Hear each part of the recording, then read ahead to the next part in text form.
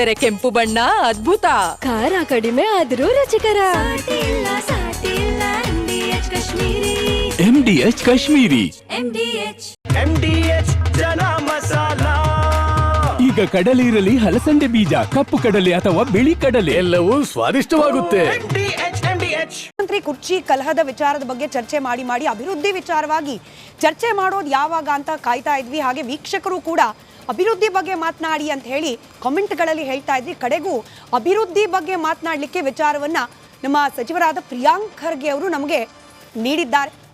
In fact ಚರ್ಚೆಯ ವಿಚಾರ ವಿವಾದವನ್ನು ತಳಕು ಹಾಕೊಂಡಿರೋದು ಒಂದು ಚಿಕ್ಕ ಬೇಸರ ಆದರೂ ಕೂಡ ಪ್ರಿಯಾಂಕ್ ಖರ್ಗೆ ಅವರು ಪುಸ್ತಕ ಬಿಡುಗಡೆ ಕಾರ್ಯಕ್ರಮವೊಂದರಲ್ಲಿ ಮಾತನಾಡುವಾಗ ಕೋಮು ಗಲಭೆಗಳಿಂದಾಗಿ ಕರಾವಳಿ ಭಾಗಕ್ಕೆ ಬರಬೇಕಾದ ಇನ್ವೆಸ್ಟ್ಮೆಂಟ್ ಬರ್ತಾ ಇಲ್ಲ, ಬಂಡವಾಳ ಹೂಡಿಕೆಗಳು ಬರ್ತಾ ಇಲ್ಲ, ITBT ಕ್ಷೇತ್ರ ಸೇರಿದಂತೆ ವಿವಿಧ ಕ್ಷೇತ್ರಗಳಲ್ಲಿ ಕರಾವಳಿ ಭಾಗ ಯಾವ ಮಟ್ಟಕ್ಕೆ ಅಭಿವೃದ್ಧಿ ಆಗಬೇಕಾಗಿತ್ತು ಅದು ಆಗದೇ ಇರಲಿಕ್ಕೆ ಕಾರಣ ಅಲ್ಲಿನ ಕೋಮು ಗಲಭೆಗಳು ಅಂತ ಹೇಳೋ ಮೂಲಕ ಹೊಸದೊಂದು ಚರ್ಚೆಗೆ ಮುನ್ನಡಿಯನ್ನು ಬರೆದಿಟ್ಟಿದ್ದಾರೆ. ಬಿಜೆಪಿಗರು ಸಹಜವಾಗಿ ಕೆರಳಿಕೆಂಡವಾಗಿದ್ದಾರೆ. ಪದೇ ಪದೇ ಮಂಗಳೂರು ಸೇರಿದಂತೆ ಕರಾವಳಿ ಭಾಗವನ್ನು ನೀವು ಈ ಕೋಮು ದ್ವೇಷದ ಟ್ಯಾಗ್ನಲ್ಲೇ ಟೈ ಮಾಡಲಿಕ್ಕೆ ಪ್ರಯತ್ನ ಯಾಕೆ ಮಾಡ್ತೀರಿ? ಕರಾವಳಿ ಭಾಗದ ಅಭಿವೃದ್ಧಿ ಬಗ್ಗೆ ಮಾತನಾಡಲಿಕ್ಕೆ ಮುಂಚೆ ಕಲ್ಯಾಣ ಕರ್ನಾಟಕದ ಬಗ್ಗೆ ನೀವು ಯಾಕೆ ಮಾತನಾಡೋದಿಲ್ಲ? ನೀವು ಹಾಗೆ ನಿಮ್ಮ ತಂದೆಯವರು ದಶಕಗಳಿಂದ ಅಲ್ಲಿ ಆಡಳಿತವನ್ನು ನಡೆಸ್ತಾ ಇದ್ದೀರಿ. ಕಲಬುರಗಿ ಬಗ್ಗೆ ಮಾತನಾಡೋಣ. ಕಲಬುರಗಿಯಲ್ಲಿ ಯಾವ ಮಟ್ಟಿಗೆ ಅಭಿವೃದ್ಧಿ ಆಗಿದೆ, ಅಲ್ಲಿ ಯಾವ ಮಹಾ ಕೋಮು ದ್ವೇಷ ನಡೀತಿದೆ ಎಂಬಾದಿ ಪ್ರಶ್ನೆ ವಿರೋಧ ಪಕ್ಷ ಬಿಜೆಪಿ ಕಡೆಯಿಂದ ಬರ್ತಾ ಇದೆ. ಅಲ್ಲಿಗೆ ಚರ್ಚೆಗೆ ವಿಚಾರ ಸಿಕ್ತು. ಕರಾವಳಿಯಲ್ಲಿ ಹೆಚ್ಚು ಅಭಿವೃದ್ಧಿ ಆಗಿದೆಯಾ, ಕಲಬುರಗಿಯಲ್ಲಿ ಹೆಚ್ಚು ಅಭಿವೃದ್ಧಿ ಆಗಿದೆಯಾ? ಯಾವ ಕ್ಷೇತ್ರ ಹೆಚ್ಚು ಅಭಿವೃದ್ಧಿಯನ್ನ ಕಾಣದೇ ಇರಲಿಕ್ಕೆ ಕಾರಣ ಆಗ್ತಿರೋದು ಏನು? ಯಾರ ಇಚ್ಛಾಶಕ್ತಿ ಕೊರತೆ, ಯಾರ ಇಚ್ಛಾಶಕ್ತಿಯ ಹೆಚ್ಚು ಅಲ್ಲಿರೋದು? ಎಲ್ಲ ವಿಚಾರವನ್ನ ಮಹಾಭಾರತ ಚರ್ಚಾ ಕಾರ್ಯಕ್ರಮದಲ್ಲಿ ಈ ಪ್ರಶ್ನೆಗಳಿಗೆ ಉತ್ತರವನ್ನು ಕಂಡುಕೊಳ್ಳೋ ಪ್ರಯತ್ನ ಮಾಡೋಣ. ಈ ಚರ್ಚೆಗೆ ಮೂಲಭೂತವಾಗಿ ಕಾರಣವಾದ ಸಚಿವ ಪ್ರಿಯಾಂಕ್ ಖರ್ಗೆ ಅವರ ಹೇಳಿಕೆ ನಿಮ್ಮ ಮುಂದೆ, ನಂತರದಲ್ಲಿ ಚರ್ಚೆ. ಈ ಕೋಮು ಗಲಭೆಗಳಲ್ಲಿ, ಈ ರಿಲಿಜಿಯಸ್ ನರೇಟಿವ್ನಲ್ಲಿ ನಮ್ಮ ಭಾಗದ ಆರ್ಥಿಕವಾಗಿ ನಾವು ಏನು ಸಾಧಿಸ್ಬೋದು ಅದಕ್ಕೆ ಹಿನ್ನಡೆ ಆಗ್ತದೆ. The economic potential of the entire region is last out. ಇದು ಯಾಕೆ ಹೇಳ್ತಾ ಇದ್ದೀನಿ ಅಂದರೆ, ಇದು ಇದರಿಂದನೇ ಇದೇನು ನಾವು ರಕ್ತ ಕಣ್ಣೀರು ನಾವು ನೋಡ್ತಾ ಇದ್ದೀವಲ್ಲ, ಅದರಿಂದನೇ ಜನ ಬಂಡವಾಳ ಹಾಕಲಿಕ್ಕೆ ಹಿಂದೆ ನೋಡ್ತಾರೆ. ಈ ಕೋಮು ಗಲಭೆಗಳಲ್ಲಿ, ಈ ರಿಲಿಜಿಯಸ್ ನರೇಟಿವ್ನಲ್ಲಿ ನಮ್ಮ ಭಾಗದ ಆರ್ಥಿಕವಾಗಿ ನಾವು ಏನು ಸಾಧಿಸ್ಬೋದು ಅದಕ್ಕೆ ಹಿನ್ನಡೆ ಆಗ್ತದೆ. The economic potential of the entire region is last out. ಇದು ಯಾಕೆ ಹೇಳ್ತಾ ಇದ್ದೀನಿ ಅಂದರೆ, ಇದು ಇದರಿಂದನೇ ಇದೇನು ನಾವು ರಕ್ತ ಕಣ್ಣೀರು ನಾವು ನೋಡ್ತಾ ಇದ್ದೀವಲ್ಲ, ಅದರಿಂದನೇ ಜನ ಬಂಡವಾಳ ಹಾಕಲಿಕ್ಕೆ ಹಿಂದೆ ನೋಡ್ತಾರೆ. ಈ ಕೋಮು ಗಲಭೆಗಳಲ್ಲಿ, ಈ ರಿಲಿಜಿಯಸ್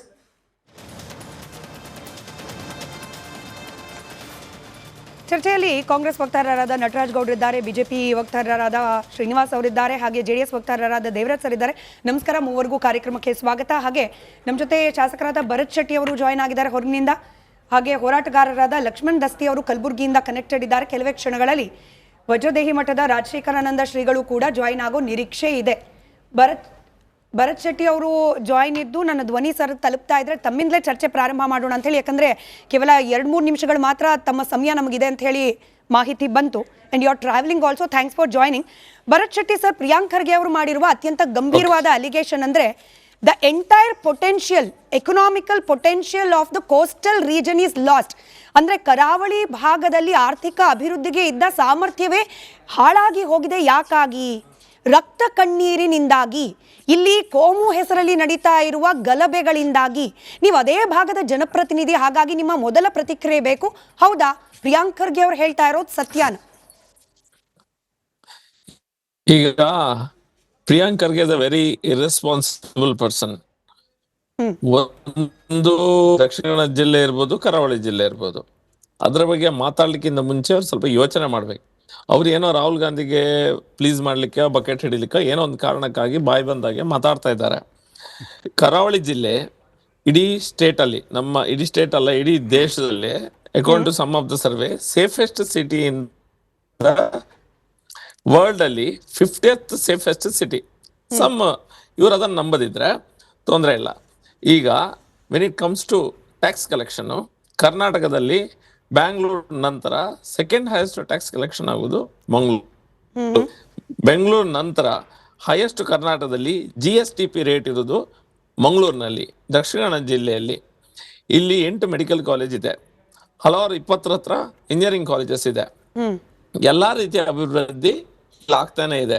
ಈಗ without any interference from his department, Priyanka Kharge ಅವರ ಡಿಪಾರ್ಟ್ಮೆಂಟ್ ಇದೆ ITBT, ಅದರಿಂದ ಯಾವುದೇ ಇಂಟರ್ಫಿಯರೆನ್ಸ್, ಯಾವುದೇ ಸಹಾಯ ಇಲ್ಲದೆ ಸಾವಿರಾರು ಜನ ಇಲ್ಲಿ IT ಕಂಪನೀಸ್ ಅಲ್ಲಿ ಕೆಲಸ ಮಾಡ್ತಾ ಇದ್ದಾರೆ. ಈ IT ಕಂಪನಿ ಎಲ್ಲಿಂದ ಬಂತಂತ ಹೇಳಿದ್ರೆ, ಎಷ್ಟೋ ಜನ ಪ್ರೈವೇಟ್ ಇನ್ಸ್ಟಿಟ್ಯೂಷನ್ಸ್ IT ಕಂಪನಿಯವರು ಇವಾಗಲೇ ಇಲ್ಲಿ ಮಂಗಳೂರಲ್ಲಿ they have set up their shop.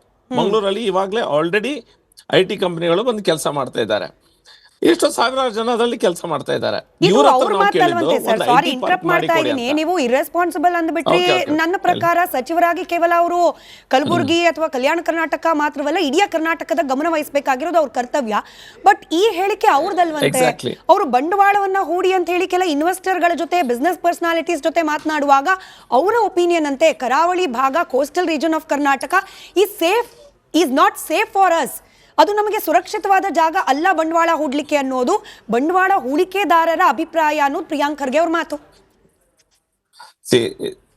I don't trust him on this. ಯಾಕಂತ ಹೇಳಿದ್ರೆ ನಮ್ಮಲ್ಲಿ ಇವಾಗಲೇ ಹೂಡಿಕೆ ಮಾಡಿದಂತ 100 ಜನ ಇದ್ದಾರೆ. Already they are running companies. ಇವ್ರು ಏನೋ ಬಂದು ಡೈಲಾಗ್ ಕೊಡ್ತಾ ಇದ್ದಾರೆ. ನಾನೊಂದು ವಿಷಯ ಹೇಳ್ತೇನೆ. ನಾವು ಇವ್ರ ಹತ್ರ ಗೌರ್ಮೆಂಟ್ ಹತ್ರ ಕೇಳಿದೇನಂತ, ನಮ್ಗೊಂದು IT ಪಾರ್ಕ್ ಮಾಡಿ ಕೊಡಿ ಅಂತ. ಅವರು ಏನೋ ಎಕರೆಗಟ್ಟಲೆ IT ಪಾರ್ಕ್ ಮಾಡ್ಲಿಕ್ಕೆ ಈಗ ಸರ್ಕಾರದ ಹತ್ರ ಆಗುದಿಲ್ಲ. ಜಾಗ ಅದರಲ್ಲಿ ನಮ್ಮ ಕಿಯೋನಿಕ್ಸ್ ಕಂಪನಿ ಹತ್ರ ಇದೆ, ಅದರಲ್ಲಿ ಮಾಡಿ ಅಂತ ಹೇಳಿದೆವು. ಅದ್ರಲ್ಲಿ ಈಗ ಮಾತುಕತೆ ಆಗಿ ನಂದೀಗ may be almost an year up, 9 ತಿಂಗಳು ಜಾಸ್ತಿ ಆಯ್ತು. ಅವರು ಇನ್ನೂ ಸಹ ಒಂದು ಟೆಂಡರ್ ಡಾಕ್ಯುಮೆಂಟ್ ಅನ್ನ, ಪಬ್ಲಿಕ್ ಪ್ರೈವೇಟ್ ಪಾರ್ಟಿಸಿಪೇಷನ್ ಅಲ್ಲಿ ಟೆಂಡರ್ ಡಾಕ್ಯುಮೆಂಟ್ ಅಲ್ಲಿ ಏನ್ ರೆಡಿ ಮಾಡಿದ್ರು ಅದರಲ್ಲಿ ಫ್ಲಾಸ್ ಇತ್ತು. 3.5 ಎಕರೆ ಅಷ್ಟೇ. ಅದರಲ್ಲಿ ಇನ್ನೂ ಸಹ ಇವರಿಗೆ ಟೆಂಡರ್ ಡಾಕ್ಯುಮೆಂಟ್ ಅನ್ನ ಫ್ಲೋಟ್ ಮಾಡ್ಲಿಕ್ಕೆ ಆಗ್ತಾ ಇಲ್ಲ. ಕೇಳಿದ್ರೆ ಜನ ಬರ್ತಾ ಇಲ್ಲ. ಜನ ಫುಲ್ ಇಲ್ಲಿ ರೆಡಿ ಇದ್ದಾರೆ. ಇವರ ನಮಗೆ ಅವಶ್ಯಕತೆ ಇಲ್ಲದೆ, ಸರ್ಕಾರದ ಇಂಟರ್ಫಿರೆನ್ಸ್ ಇಲ್ಲದೆ ಇಷ್ಟುವರೆಗೆ ಕರಾವಳಿ ಜಿಲ್ಲೆ ಇಲ್ಲಿನ ಸಂಸ್ಕಾರ ಸಂಸ್ಕೃತಿಯಿಂದಾಗಿ ಬೆಳೆದು ಬಂದಿದೆ. ಆದ್ರೆ ನೋಡಿ ಪ್ರಿಯಾಂಕ್, ಇನ್ನೊಂದು 2 ಪ್ರಶ್ನೆಯನ್ನ ಕೇಳಿ ನಿಮ್ಗೆ ರಿಲೀವ್ ಮಾಡ್ತೀನಿ. ನಾನು ಉಳಿದ ಪ್ಯಾನಲಿಸ್ಟ್ ಗಳ ಹತ್ರ ಹೋಗ್ತೀನಿ. ಬಟ್ ಪ್ರಿಯಾಂಕ್ ಖರ್ಗೆ ಅವರೇ ಮಾಡಿರುವ ಟ್ವೀಟ್ ನಲ್ಲಿ 2 ಆರ್ಟಿಕಲ್ ಪೋಸ್ಟ್ ಮಾಡಿದ್ದಾರೆ ಸರ್. 2019 ಒಂದು, 2017 ಇಸ್ವಿಯದು ಒಂದು. ಒಂದರಲ್ಲಿ ಹೇಳಲಾಗಿದೆ curfew will have a negative impact on the cities development, expert says. ಅಂದ್ರೆ ಪದೇ ಪದೇ ಹೇರಲಾಗ್ತಾ ಇರುವ ಕರ್ಫ್ಯೂ ಯಾವ ಕಾರಣಕ್ಕೆ ನಿಮಗೂ ಗೊತ್ತಿದೆ, ವೀಕ್ಷಕರಿಗೂ ಗೊತ್ತಿದೆ. ಇದು ಸಿಟಿ ಡೆವಲಪ್ಮೆಂಟ್ ಗೆ ಮಾರಕ ಆಗ್ತಾ ಇದೆ ಅಂತ ಹೇಳಿ ಮಂಗಳೂರಿನ ಒಂದು ವರದಿ. ಅನ್ರೆಸ್ಟ್ ಹಿಟ್ಸ್ ಟೂರಿಸಂ ಇನ್ ದಕ್ಷಿಣ ಕನ್ನಡ ಡಿಸ್ಟ್ರಿಕ್ಟ್. ದಕ್ಷಿಣ ಕನ್ನಡ ಜಿಲ್ಲೆಯಲ್ಲಿ ಆಗ್ತಾ ಇರುವ ಈ ಸಂಘರ್ಷಗಳಿಂದಾಗಿ ಪ್ರವಾಸೋದ್ಯಮ ಇಲಾಖೆ ಮೇಲೆ ಹೊಡೆತ ಬಿದ್ದಿದೆ. 2 ಆರ್ಟಿಕಲ್ ಪೋಸ್ಟ್ ಮಾಡಿ ನೋಡಿ. ನಾನೇನು ಸುಮ್ಮನೆ ಹೇಳ್ತಾ ಇಲ್ಲ, ವರದಿಗಳು ಹೇಳ್ತಿದೆ. ಪ್ರಿಯಾಂಕ್ ಖರ್ಗೆ ಅವ್ರ ಮಾತು ನೋಡಿ. ವರದಿ ಬಿಡಿ, ಇಡೀ ಕರ್ನಾಟಕದಲ್ಲಿ ಬ್ಯಾಂಗ್ಳೂರನ್ನ ಬಿಟ್ರೆ ಯಾರು ಜಾಸ್ತಿ ನೆಕ್ಸ್ಟ್, ನೀವು ಯಾರ ಹತ್ರನೇ ಕೇಳಿ, which is the next best place education ಇರ್ಬೋದು, ಹೆಲ್ತ್ ಕೇರ್ ಇರ್ಬೋದು, ಅಥವಾ ಈಸ್ ಆಫ್ ಲಿವಿಂಗ್ ಇರ್ಬೋದು, ಕ್ವಾಲಿಟಿ ಆಫ್ ಲೈಫ್ ಇರ್ಬೋದು, ಯಾವುದು? ಇವ್ರು ಗುಲ್ಬರ್ಗನ ಮಂಗಳೂರ? ಗುಲ್ಬರ್ಗದಲ್ಲಿ ಇನ್ನೂ ಶಾಲೆಗೆ ಹೋಗ್ಲಿಕ್ಕೆ ಬಸ್ಸಿನ ವ್ಯವಸ್ಥೆ ಮಾಡ್ಲಿಕ್ಕೆ ಆಗ್ಲಿಲ್ಲ ಈ ವ್ಯಕ್ತಿ ಹತ್ರ. ಅವರ ಡಿಪಾರ್ಟ್ಮೆಂಟ್ಗೆ ಹೋದ್ರೆ ಪಂಚಾಯತ್ ರಾಜ್ ಅಲ್ಲಿ ಪರ್ಸೆಂಟೇಜ್ ಅಲ್ಲಿ ಮುಳುಗಿ ಹೋಗಿದ್ದಾರೆ ಎಲ್ಲರೂ ಸಹ. ಪರ್ಸೆಂಟೇಜ್ ಬಿಟ್ರೆ ಮಾತುಕತೆ ಮಾಡೋದಿಲ್ಲ. ಇವರು ಖಾಲಿ ರಾಹುಲ್ ಗಾಂಧಿಯನ್ನ ಪ್ಲೀಸ್ ಮಾಡ್ಲಿಕ್ಕೆ ಒಂದು ದಿನ RSSಗೆ ಬೈಯೋದು, ಮತ್ತೊಂದು ಎಲ್ಲೆಲ್ಲ BJP ಎಲ್ಲ ಗಟ್ಟಿಯಾಗಿ ಅವರ ಇದು ತಳಪಾಯ ಇದೆ, ಫೌಂಡೇಶನ್ ಇದೆ, ಅಲ್ಲೆಲ್ಲ ಈ ರೀತಿಯ ಮಾತುಕತೆ ಮಾಡಿ. ನೀವು ಕಂಪೇರ್ ಮಾಡಿ ಅಲ್ಲ. ನೀವು ಇಡೀ ಕರ್ನಾಟಕದಲ್ಲಿ, ನಾನು ಆಗ ಹೇಳಿದೆ, ಹೈಯೆಸ್ಟ್ GSTP ರೇಟ್ ನಮ್ದು, highest health care, one of the best health care system. ಸರಿ ಸರ್, ನನ್ನ ಕಡೆ ಪ್ರಶ್ನೆ ಹಾಗಾದ್ರೆ ಪ್ರಿಯಾಂಕ್ ಖರ್ಗೆ ಅವರ ಈ ರೀತಿ ಹೇಳಿಕೆಯ ಉದ್ದೇಶ ಏನಾಗಿರಬಹುದು ಅಂತ? ಉದ್ದೇಶ ಏನಾಗಿರಬಹುದು ಪ್ರಿಯಾಂಕ್ ಖರ್ಗೆ ಅವರ ಈ ರೀತಿಯ ಹೇಳಿಕೆ? ಉದ್ದೇಶ ಅವರಿಗೆ ಉದ್ದೇಶ ಇಲ್ಲಿಯ ವ್ಯವಸ್ಥೆ ಸರಿ ಇಲ್ಲ, ನಾವು ಬಂದ್ರೆ ಮಾತ್ರ ಸರಿ, ಆ ಟೈಪ್ ಏನೋ ಒಂದು ಮನಸ್ಥಿತಿಯಲ್ಲೇ ಮಾತಾಡ್ತಾ ಇದ್ದಾರೆ. ಒಂದನೇದಾಗಿ ಅವರಿಗೆ ಡೆವಲಪ್ಮೆಂಟ್ ಮಾಡ್ಲಿಕ್ಕೆ ಅವ್ರ ಹತ್ರ ಆಗ್ತಾ ಇಲ್ಲ. ಇಡೀ ಕರ್ನಾಟಕದಲ್ಲಿ ಇರ್ಬೋದು, ಮಂಗಳೂರಲ್ಲಿ ಇರ್ಬೋದು. ದೊಡ್ಡ ದೊಡ್ಡ ಕಂಪನಿಗಳೆಲ್ಲ ಹೈದರಾಬಾದ್ಗೆ ಹೋಗ್ತಾ ಇದೆ, ಬೇರೆ ಬೇರೆ ಕಡೆ ಹೋಗ್ತಾ ಇದ್ದಾರೆ. ಇವರಿಗೆ ಆ ಕಂಪನಿಗಳನ್ನ ಉಳಿಸ್ಕೊಳ್ಳುವಂತ ತಾಕತ್ ಸಹ ಈ ವ್ಯಕ್ತಿಗಾಗ್ಬೋದು, ಈ ಸರ್ಕಾರಕ್ಕಾಗ್ಬೋದು ಇಲ್ಲ. ಸರಿ, ಇದೆಲ್ಲ ಇಶ್ಯೂನ ಡೈವರ್ಟ್ ಮಾಡ್ಲಿಕ್ಕೆ ಹಗಲು ರಾತ್ರಿ ಒಂದೇ RSS ಅನ್ನ ತೆಗೊಳ್ಳೋದು. ಯಾಕಂದ್ರೆ RSS ಇದು ನಮ್ಮ ಸಿದ್ಧಾಂತ ಏನಿದೆ ದೇಶ ಮೊದಲು ಅನ್ನುವಂಥದ್ದು ಇವರು ಒಪ್ಪುದಿಲ್ಲ ಅದನ್ನ. ಅದಕ್ಕೋಸ್ಕರ ಒಂದೇ ಅರಸಂತೆಗಳದು ಇಲ್ಲದಿದ್ರೆ ನಾವು ಎಲ್ಲಿ ವೀಕ್ ಇದ್ದಾರೆ ಅಲ್ಲಿರುವಂತ ಸಿಸ್ಟಮ್ ಸರಿ ಇಲ್ಲ ಅನ್ನುವಂತ ಮಾತನಾಡುದು ಬಿಟ್ರೆ ಹಿ ಹಸ್ ಗಾಟ್ ಸಮ್ ಸರ್ವಜ್ಞನಕ್ಕಿಂತ ನನಗೆ ಜಾಸ್ತಿ ಗೊತ್ತಿದೆ ಅನ್ನುವಂತ ಒಂದು ಭಾವನೆ ಈ ವ್ಯಕ್ತಿಯ ತಲೆಯಲ್ಲಿದೆ. ಸದನದಲ್ಲಿ ಯಾವುದೇ ಇಲಾಖೆ ಬಗ್ಗೆ ಪ್ರಶ್ನೆ ಕೇಳಿದ್ರು ಸಹ, ಯಾವುದೇ ಇಲಾಖೆ, ಅವರ ಇಲಾಖೆ ಬಿಡಿ, ಎದ್ದು ನಿಂತು ಉತ್ತರ ಕೊಡುವಂತ ಪ್ರಯತ್ನ ಮಾಡೋದು ಪ್ರಿಯಾಂಕ್ ಖರ್ಗೆ ಅವರು. ಅವ್ರಿಗೆ ಸ್ವಲ್ಪ ಇಶ್ಯೂಸ್ ಇದೆ, ಅವ್ರಿಗೆ ಹೆಲ್ತ್ ಇಶ್ಯೂಸ್ ಏನಂತ ಗೊತ್ತಿಲ್ಲ, ನನಗೆ ಸ್ವಲ್ಪ ಇಶ್ಯೂಸ್ ಇದೆ. ಎಲ್ಲದಕ್ಕೂ ಎದ್ದು ನಿಂತು ಮಾತಾಡ್ತಾರೆ, ಎಲ್ಲದಕ್ಕೂ ನನ್ನ ಮೂಲಕ ಉತ್ತರ ನಾನು ಹೇಳಿದ್ದೆ ಸರಿ. ನಿಮ್ಮ ಅಬ್ಸರ್ವೇಷನ್ ಇರಬಹುದು, I don't know. Anyway, thank you so much Bharat Shetty ಅವರೇ ಇಷ್ಟೊತ್ತು ನಮಗೆ ಸಮಯ ಕೊಟ್ಟಿದ್ದಕ್ಕೆ. ಹಾಗೆ ನಾನು ಉಳಿದ ಪ್ಯಾನೆಲ್ ಅಭಿವೃದ್ಧಿ ಆಗಿದೆ, ಇಲ್ಲ ಇನ್ಫ್ರಾಸ್ಟ್ರಕ್ಚರ್ ಆಗಿದೆ, ಅದ್ರ ಬಗ್ಗೆ ಚಿಂತೆ ಇಲ್ಲ, ಇನ್ಫ್ರಾಸ್ಟ್ರಕ್ಚರ್ ಆಗಿದೆ. ನೀವು ಶ್ರೀನಿವಾಸ್ ಸರ್ ಈಗ ನೀವು ಕರಾವಳಿ ಅಭಿವೃದ್ಧಿ ಮಂಡಳಿಗೆ ಹೊಸ ಮಂಡಳಿ ಸೃಷ್ಟಿ ಮಾಡಿದೀವಿ, ಹಣವನ್ನು ಕೂಡ ಕೊಡ್ತೀವಿ, ನಮ್ದು 5 ವರ್ಷದ ಯೋಜನೆ ಇದೆ. 3 ವರ್ಷ ಆಗೋಗಿದೆ, 5 ವರ್ಷದಲ್ಲಿ ಕಳೆದ 2 ಬಜೆಟ್ ಏನಾಗಿತ್ತು? ನಾವು ಮಾಡಿದೀವಿ, 4 ಜನ ಮುಖ್ಯಮಂತ್ರಿ ಕಳೆದ 2 ಬಜೆಟ್ ಏನಾಗಿತ್ತು? ಸಿದ್ದರಾಮಯ್ಯ ಅವರೇ ಮಂಡಿಸಿದ ಈ ಅವಧಿಯ 2 ಬಜೆಟ್ ಅಲ್ಲಿ ಏನಾಗಿತ್ತು? ಇಲ್ಲ ಪ್ರಯಾರಿಟಿ, ಹೌದು ದುಡ್ಡು ಇರ್ಲಿಲ್ವಾ ಸರ್? ನಾವು ಪ್ರಯಾರಿಟಿನಲ್ಲಿ ಎಲ್ಲವನ್ನು ಮಾಡ್ತಿದ್ವಿ, ಅದನ್ನು ಮಂಡಳಿ ಮಾಡೋದು ನಾವೇನೆ, ಬಿಜೆಪಿ ಸರ್ಕಾರ ಅಲ್ಲ ಮಾಡೋದು, ನಾವು ಮಾಡೋದು. ಇನ್ನೊಂದು ಇಂಪಾರ್ಟೆಂಟ್, ಭರತ್ ಶೆಟ್ಟಿ ಅವರು ಇದು ಯಾವ್ದಾದ್ರು ಪ್ರಶ್ನೆಗಳನ್ನ ನೀವೇನ್ ತಗೊಂಬಂದಿರ ಅಂತ ಭರತ್ ಶೆಟ್ಟಿ ಅವರು ಏನು ಪ್ರಶ್ನೆ ಕೇಳಿದ್ರೆ ನಾನು ಒಪ್ಕೊಂತ ಇದೆ. ಈ ಬಿಜೆಪಿಯ ಶಾಸಕರು ಸಂಸದರು ಯಾಕೆ ಅಭಿವೃದ್ಧಿ ಮಂಡಳಿ ಮಾಡಿದ್ರೆ ನಾವು ಮಾಡ್ತೀವಿ, ಕೊಡ್ತೀವಿ, ನಾವು ಸ್ವಾಮಿಗಳೇ ನಮಸ್ಕಾರ, ಕಾರ್ಯಕ್ರಮಕ್ಕೆ ಸ್ವಾಗತ. ಶ್ರೀನಿವಾಸ್ ಸರಿಗೆ ಪ್ರಶ್ನೆ ಕೇಳಲಿಕ್ಕೆ ಮುಂಚೆ ಪ್ರಿಯಾಂಕ್ ಖರ್ಗೆ ಅವರದ್ದೇ ಇನ್ನೊಂದು ಇದೇ ಕಾರ್ಯಕ್ರಮದಲ್ಲಿ ಮಾತನಾಡಿದ ಇನ್ನೊಂದು ತುಣುಕಿದೆ, ಅದನ್ನು ಕೇಳಿಸ್ಕೊಂಬಿಡಿ. ಅದಾದ್ಮೇಲೆ ನಿಜವಾಗ್ಲೂ ವಾಸ್ತವ ಪರಿಸ್ಥಿತಿ ಹಂಗೆ ಇದೆಯಾ ಕರಾವಳಿಯಲ್ಲಿ? ನನ್ಗಂತೂ ಆಶ್ಚರ್ಯ ಇದೆ. ಶ್ರೀಗಳು ಉತ್ತರ ಕೊಡ್ಲಿ, ಅದೇ ಭಾಗದಲ್ಲಿ ಇರ್ತಾರೆ, ಶ್ರೀನಿವಾಸ್ ಸರ್ ಕೂಡ ಉತ್ತರ ಕೊಡ್ಲಿ. ಪ್ರಿಯಾಂಕ್ ಖರ್ಗೆ ಅವರ ಹೇಳಿಕೆ. ದಕ್ಷಿಣ ಕನ್ನಡ ಉತ್ತರ ಕನ್ನಡದಲ್ಲಿ ನಾವು ಹೋಗಿ ಬಂಡವಾಳ ಹಾಕಬೇಕು ಅಂತ ನಾವು ಕೇಳ್ಕೊಂಡಾಗ ಜನ ಇಲ್ಲ ಸರ್, ಅಲ್ಲಿ ಜನರು ಮಾತ್ರ ಬಹಳ ಚೆನ್ನಾಗಿದ್ದಾರೆ, ಬುದ್ಧಿವಂತರಿದ್ದಾರೆ, ಪ್ರಬುದ್ಧರಿದ್ದಾರೆ, ಆದರೆ ಬಂಡವಾಳ ಹಾಕಿ ಅಂದ ತಕ್ಷಣ ಸ್ವಲ್ಪ ಯೋಚನೆ ಮಾಡ್ತಾರೆ. ಅಲ್ಲಿನ ಮಾನವ ಸಂಪನ್ಮೂಲ ಬಗ್ಗೆ ಯಾರಿಗೂ ಅನುಮಾನ ಇಲ್ಲ. ಅವ್ರನ್ನ ನಾನು ಇವಾಗ IT ಕಂಪನಿಗೆ ಹೇಳ್ತೀನಿ, ಸರ್ ನೀವು ಅಲ್ಲಿ ಇನ್ವೆಸ್ಟ್ ಮಾಡಿ ಅಥವಾ ಅಲ್ಲಿ ಹೋಗಬೇಕು ಅಂತ ಹೇಳಿದಾಗ, all that is fine, Priyank. I am ready to invest. But tomorrow, when my employee or employees wear jeans and go to a lounge, wear jeans and go to any of the restaurants, will you assure me their security? Dakshin Kannada. ನನಗೆ ಈ last ಅಲ್ಲಿ ಹೇಳಿದ್ರಲ್ಲ sir, when a employee wears a jeans and go to lawn, wears a jeans and go to some restaurant, ಅವ್ರಿಗೆ safety ಅಂದ್ರೆ ಏನು? ಕರಾವಳಿ ಭಾಗದಲ್ಲಿ ಯಾರು ಹೆಣ್ಣು ಮಕ್ಕಳು ಜೀನ್ಸ್ ಹಾಕೊಂಡು ಆಚೆ ಓಡಾಡದೇ ಇರೋ ರೀತಿಯ ಪರಿಸ್ಥಿತಿ ಇದೆಯಾ? ಆಚೆಯಿಂದ ಬಂದವ್ರು ಆಮೇಲೆ ಯೋಚನೆ ಮಾಡೋಣ ಸರ್. ಶ್ರೀನಿವಾಸ್ ಸರ್, ಹಂಗೆ ಅಂದ್ರೆ ಜೀನ್ಸ್ ಶ್ರೀಗಳು ದಿನನಿತ್ಯ ನೋಡ್ತಿರ್ತಾರೆ ಅಲ್ಲಿ ಹೆಣ್ಮಕ್ಳು. ನಟರಾಜ್ ಗೌಡ್ರೆ, ನೀವು ಕೂಡ ಒಂದು ಮಂಡಳಿ ಅಧ್ಯಕ್ಷರಿದ್ದೀರಿ.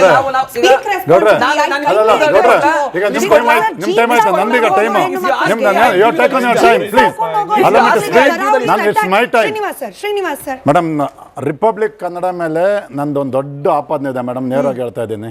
ಹೇಳಿ ಸರ್. ಗುಲ್ಬರ್ಗ ಜಿಲ್ಲೆಯ GDP ಅಮೇರಿಕದ ಕ್ಯಾಲಿಫೋರ್ನಿಯಾಗಿಂತ ಜಾಸ್ತಿ ಇದೆ. ಆ ಜಿಲ್ಲೆಯ ಮೂಲೆನಲ್ಲಿ ಪ್ರಪಂಚದ 10 ಬಿಲಿಯನ್ ಕಂಪನಿಗಳಿಗಿಂತ ಜಾಸ್ತಿ ಇದೆ. ನೀವು ಅದನ್ನ ಕರ್ನಾಟಕದ ಜನತೆಗೆ ತೋರಿಸ್ತಿಲ್ಲ. ಒಂದ್ ನಿಮಿಷ ಬರ್ತೀನಿ, ತೋರಿಸ್ತಿಲ್ಲ. ಪಾಪ ನಮ್ ನಟರಾಜ್ ಗೌಡ್ರು ಯಾವಾಗಲೂ ಸೋಷಿಯಲ್ ಮೀಡಿಯಾದ ಆಕ್ಟಿವ್ ಆಗಿರ್ತಾರೆ, ಅಲ್ಲೂ ಹಾಕಿಲ್ಲ, ಅದನ್ನ ನಿಮ್ಮನ್ನು ಕರ್ಕೊಂಡೋಗಿ ತೋರಿಸ್ತಿಲ್ಲ. ಯಾಕೆ ಗೌಡ್ರೆ? ಪಾಪ ತೋರಿಸ್ಲಿಲ್ಲ. ನೋಡಿ ಮೇಡಮ್,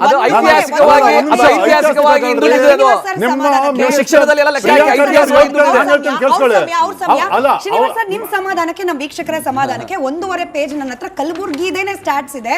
ಕಲಬುರ್ಗಿಗೆ ಹೋಗಕ್ ಮುಂಚೆ ಚೂರು ಕರಾವಳಿ ಪಾಸ್ ಮಾಡೋಣ. ಹೆಣ್ಮಕ್ಳು ಜೀನ್ಸ್ ಹಾಕೊಂಡು ಓಡಾಡಕ್ಕೂ ಕಷ್ಟ ಇರೋ ರೀತಿಯ ಪರಿಸ್ಥಿತಿ ಕರಾವಳಿ ಭಾಗದಲ್ಲಿ ಇದೆಯಾ? ಸಚಿವರು ಹೇಳ್ತಿರೋದು. ಈ ರಾಜ್ಯ ಕಂಡಂತ ಅತಿ ದೊಡ್ಡ ಟ್ರೋಲ್ ಮಿನಿಸ್ಟರ್ ಯಾರಪ್ಪ ಅಂದ್ರೆ ಅದು ಪ್ರಿಯಾಂಕ್ ಖರ್ಗೆ ಅವರು. ಅವರು ಸಂಘವನ್ನ, ರಾಷ್ಟ್ರೀಯ ಸ್ವಯಂ ಸೇವಕ ಸಂಘವನ್ನ ದೆವ್ವ ಅಂದ್ರು. ಅವರು ideal mind is devils workshop ಅಂತ ಹೇಳ್ತಾರೆ. ಅವ್ರು ಐಡಿಯಲ್ ಆಗಿರೋದ್ರಿಂದ, ಬರೀ ಟ್ರೋಲ್ ಅಲ್ಲೇ ಇರೋದ್ರಿಂದ ಅವ್ರಿಗೆ ಬೇರೆ ಏನು ಕೆಲಸ ಇಲ್ಲ. ತಾನ್ ಭೂತ ಆದ್ರೆ ಎದುರುಗಡೆ ಇರೋರೆಲ್ಲ ಭೂತ ತರ ಕಾಣಿಸ್ತಾರಂತ. ಹಾಗೆ ಅವರು ಐಡಿಯಲ್ ಆಗಿರೋದ್ರಿಂದ ಅವರು ಮನಸ್ಥಿತಿನ ಇಡೀ ಸಂಘಕ್ಕೆ ಅವರು ಪ್ರತಿಬಿಂಬಿಸ್ತಾ ಇದ್ದಾರೆ. ಆಯ್ತು, ನಾನು ಸಂಘದ ಬಗ್ಗೆ ಡಿಸ್ಕಸ್ ಮಾಡ್ತಿಲ್ಲ, ಬಟ್ ಸ್ಟಿಲ್ ನಿಮ್ಮ ಹೇಳಿಕೆಗೆ ನಾನು ಅವಕಾಶ ಕೊಟ್ಟೆ, ವಿಷಯ ಡೆವಲಪ್ಮೆಂಟ್ ಒಂದು ಸ್ಟೇಟ್ಮೆಂಟ್ ಕೊಡೋದ್ರಿಂದ ಪ್ರಿಯಾಂಕ್ ಖರ್ಗೆ ಅವರು ಇಡೀ ಕರಾವಳಿ ಭಾಗದ ಜನಗಳನ್ನ ಅವಮಾನಿಸಿದ್ದಾರೆ, ಅಪಮಾನಿಸಿದ್ದಾರೆ ಅವ್ರನ್ನ. ಅಲ್ಲ ನೀವು ಮೇಡಮ್, ಬಿಜೆಪಿ ಒಂದು ರಾಜ್ಯಕ್ಕೆ GDP 2ನೇ ಪ್ಲೇಸ್ ಅಲ್ಲಿ ಇರುವಂತ ಮಂಗಳೂರು ಇವತ್ತು ಅತಿ ಹೆಚ್ಚು ಮೆಡಿಕಲ್ ಕಾಲೇಜ್ಗಳನ್ನು ಹೊಂದಿರತಕ್ಕಂಥದ್ದು ಕರಾವಳಿ ಭಾಗ.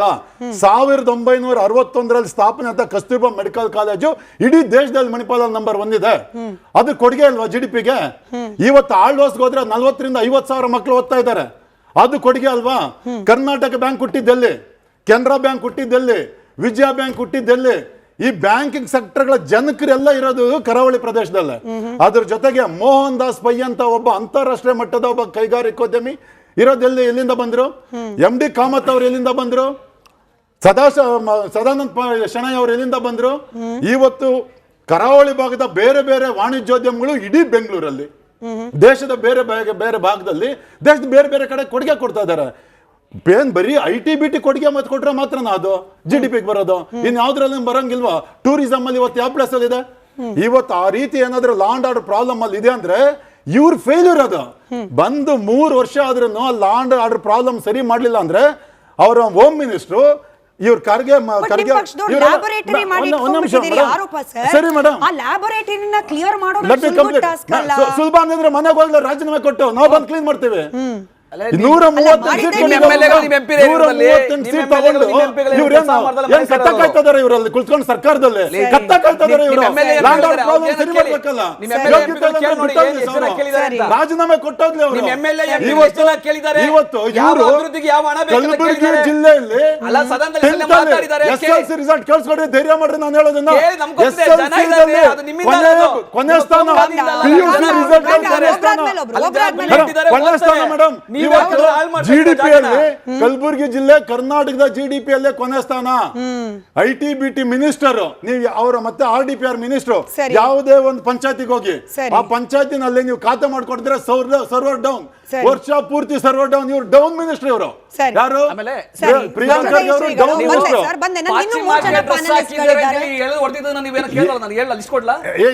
ನಿಮ್ಗೆ ಯೋಗ್ಯತೆ ಸರಿ ಮಾಡಕ್ಕೆ ಕೊಡ್ರಿ. ಮತ್ತೆ ವಜ್ರದೇಹಿ ಶ್ರೀಗಳೇ, ಪ್ರತಿನಿತ್ಯ ಕೂಡ ನೀವು ಸಾವಿರಾರು ಮಂದಿಯನ್ನ ಇನ್ಕ್ಲೂಡಿಂಗ್ ಹೆಣ್ಮಕ್ಳು, ನಿಮ್ಮ ಅನುಯಾಯಿಗಳು ಬರೋರ್ನ ಹೋಗೋರ್ನ ನೋಡ್ತಿರ್ತೀರಿ, ಗಮನಿಸ್ತಿರ್ತೀರಿ.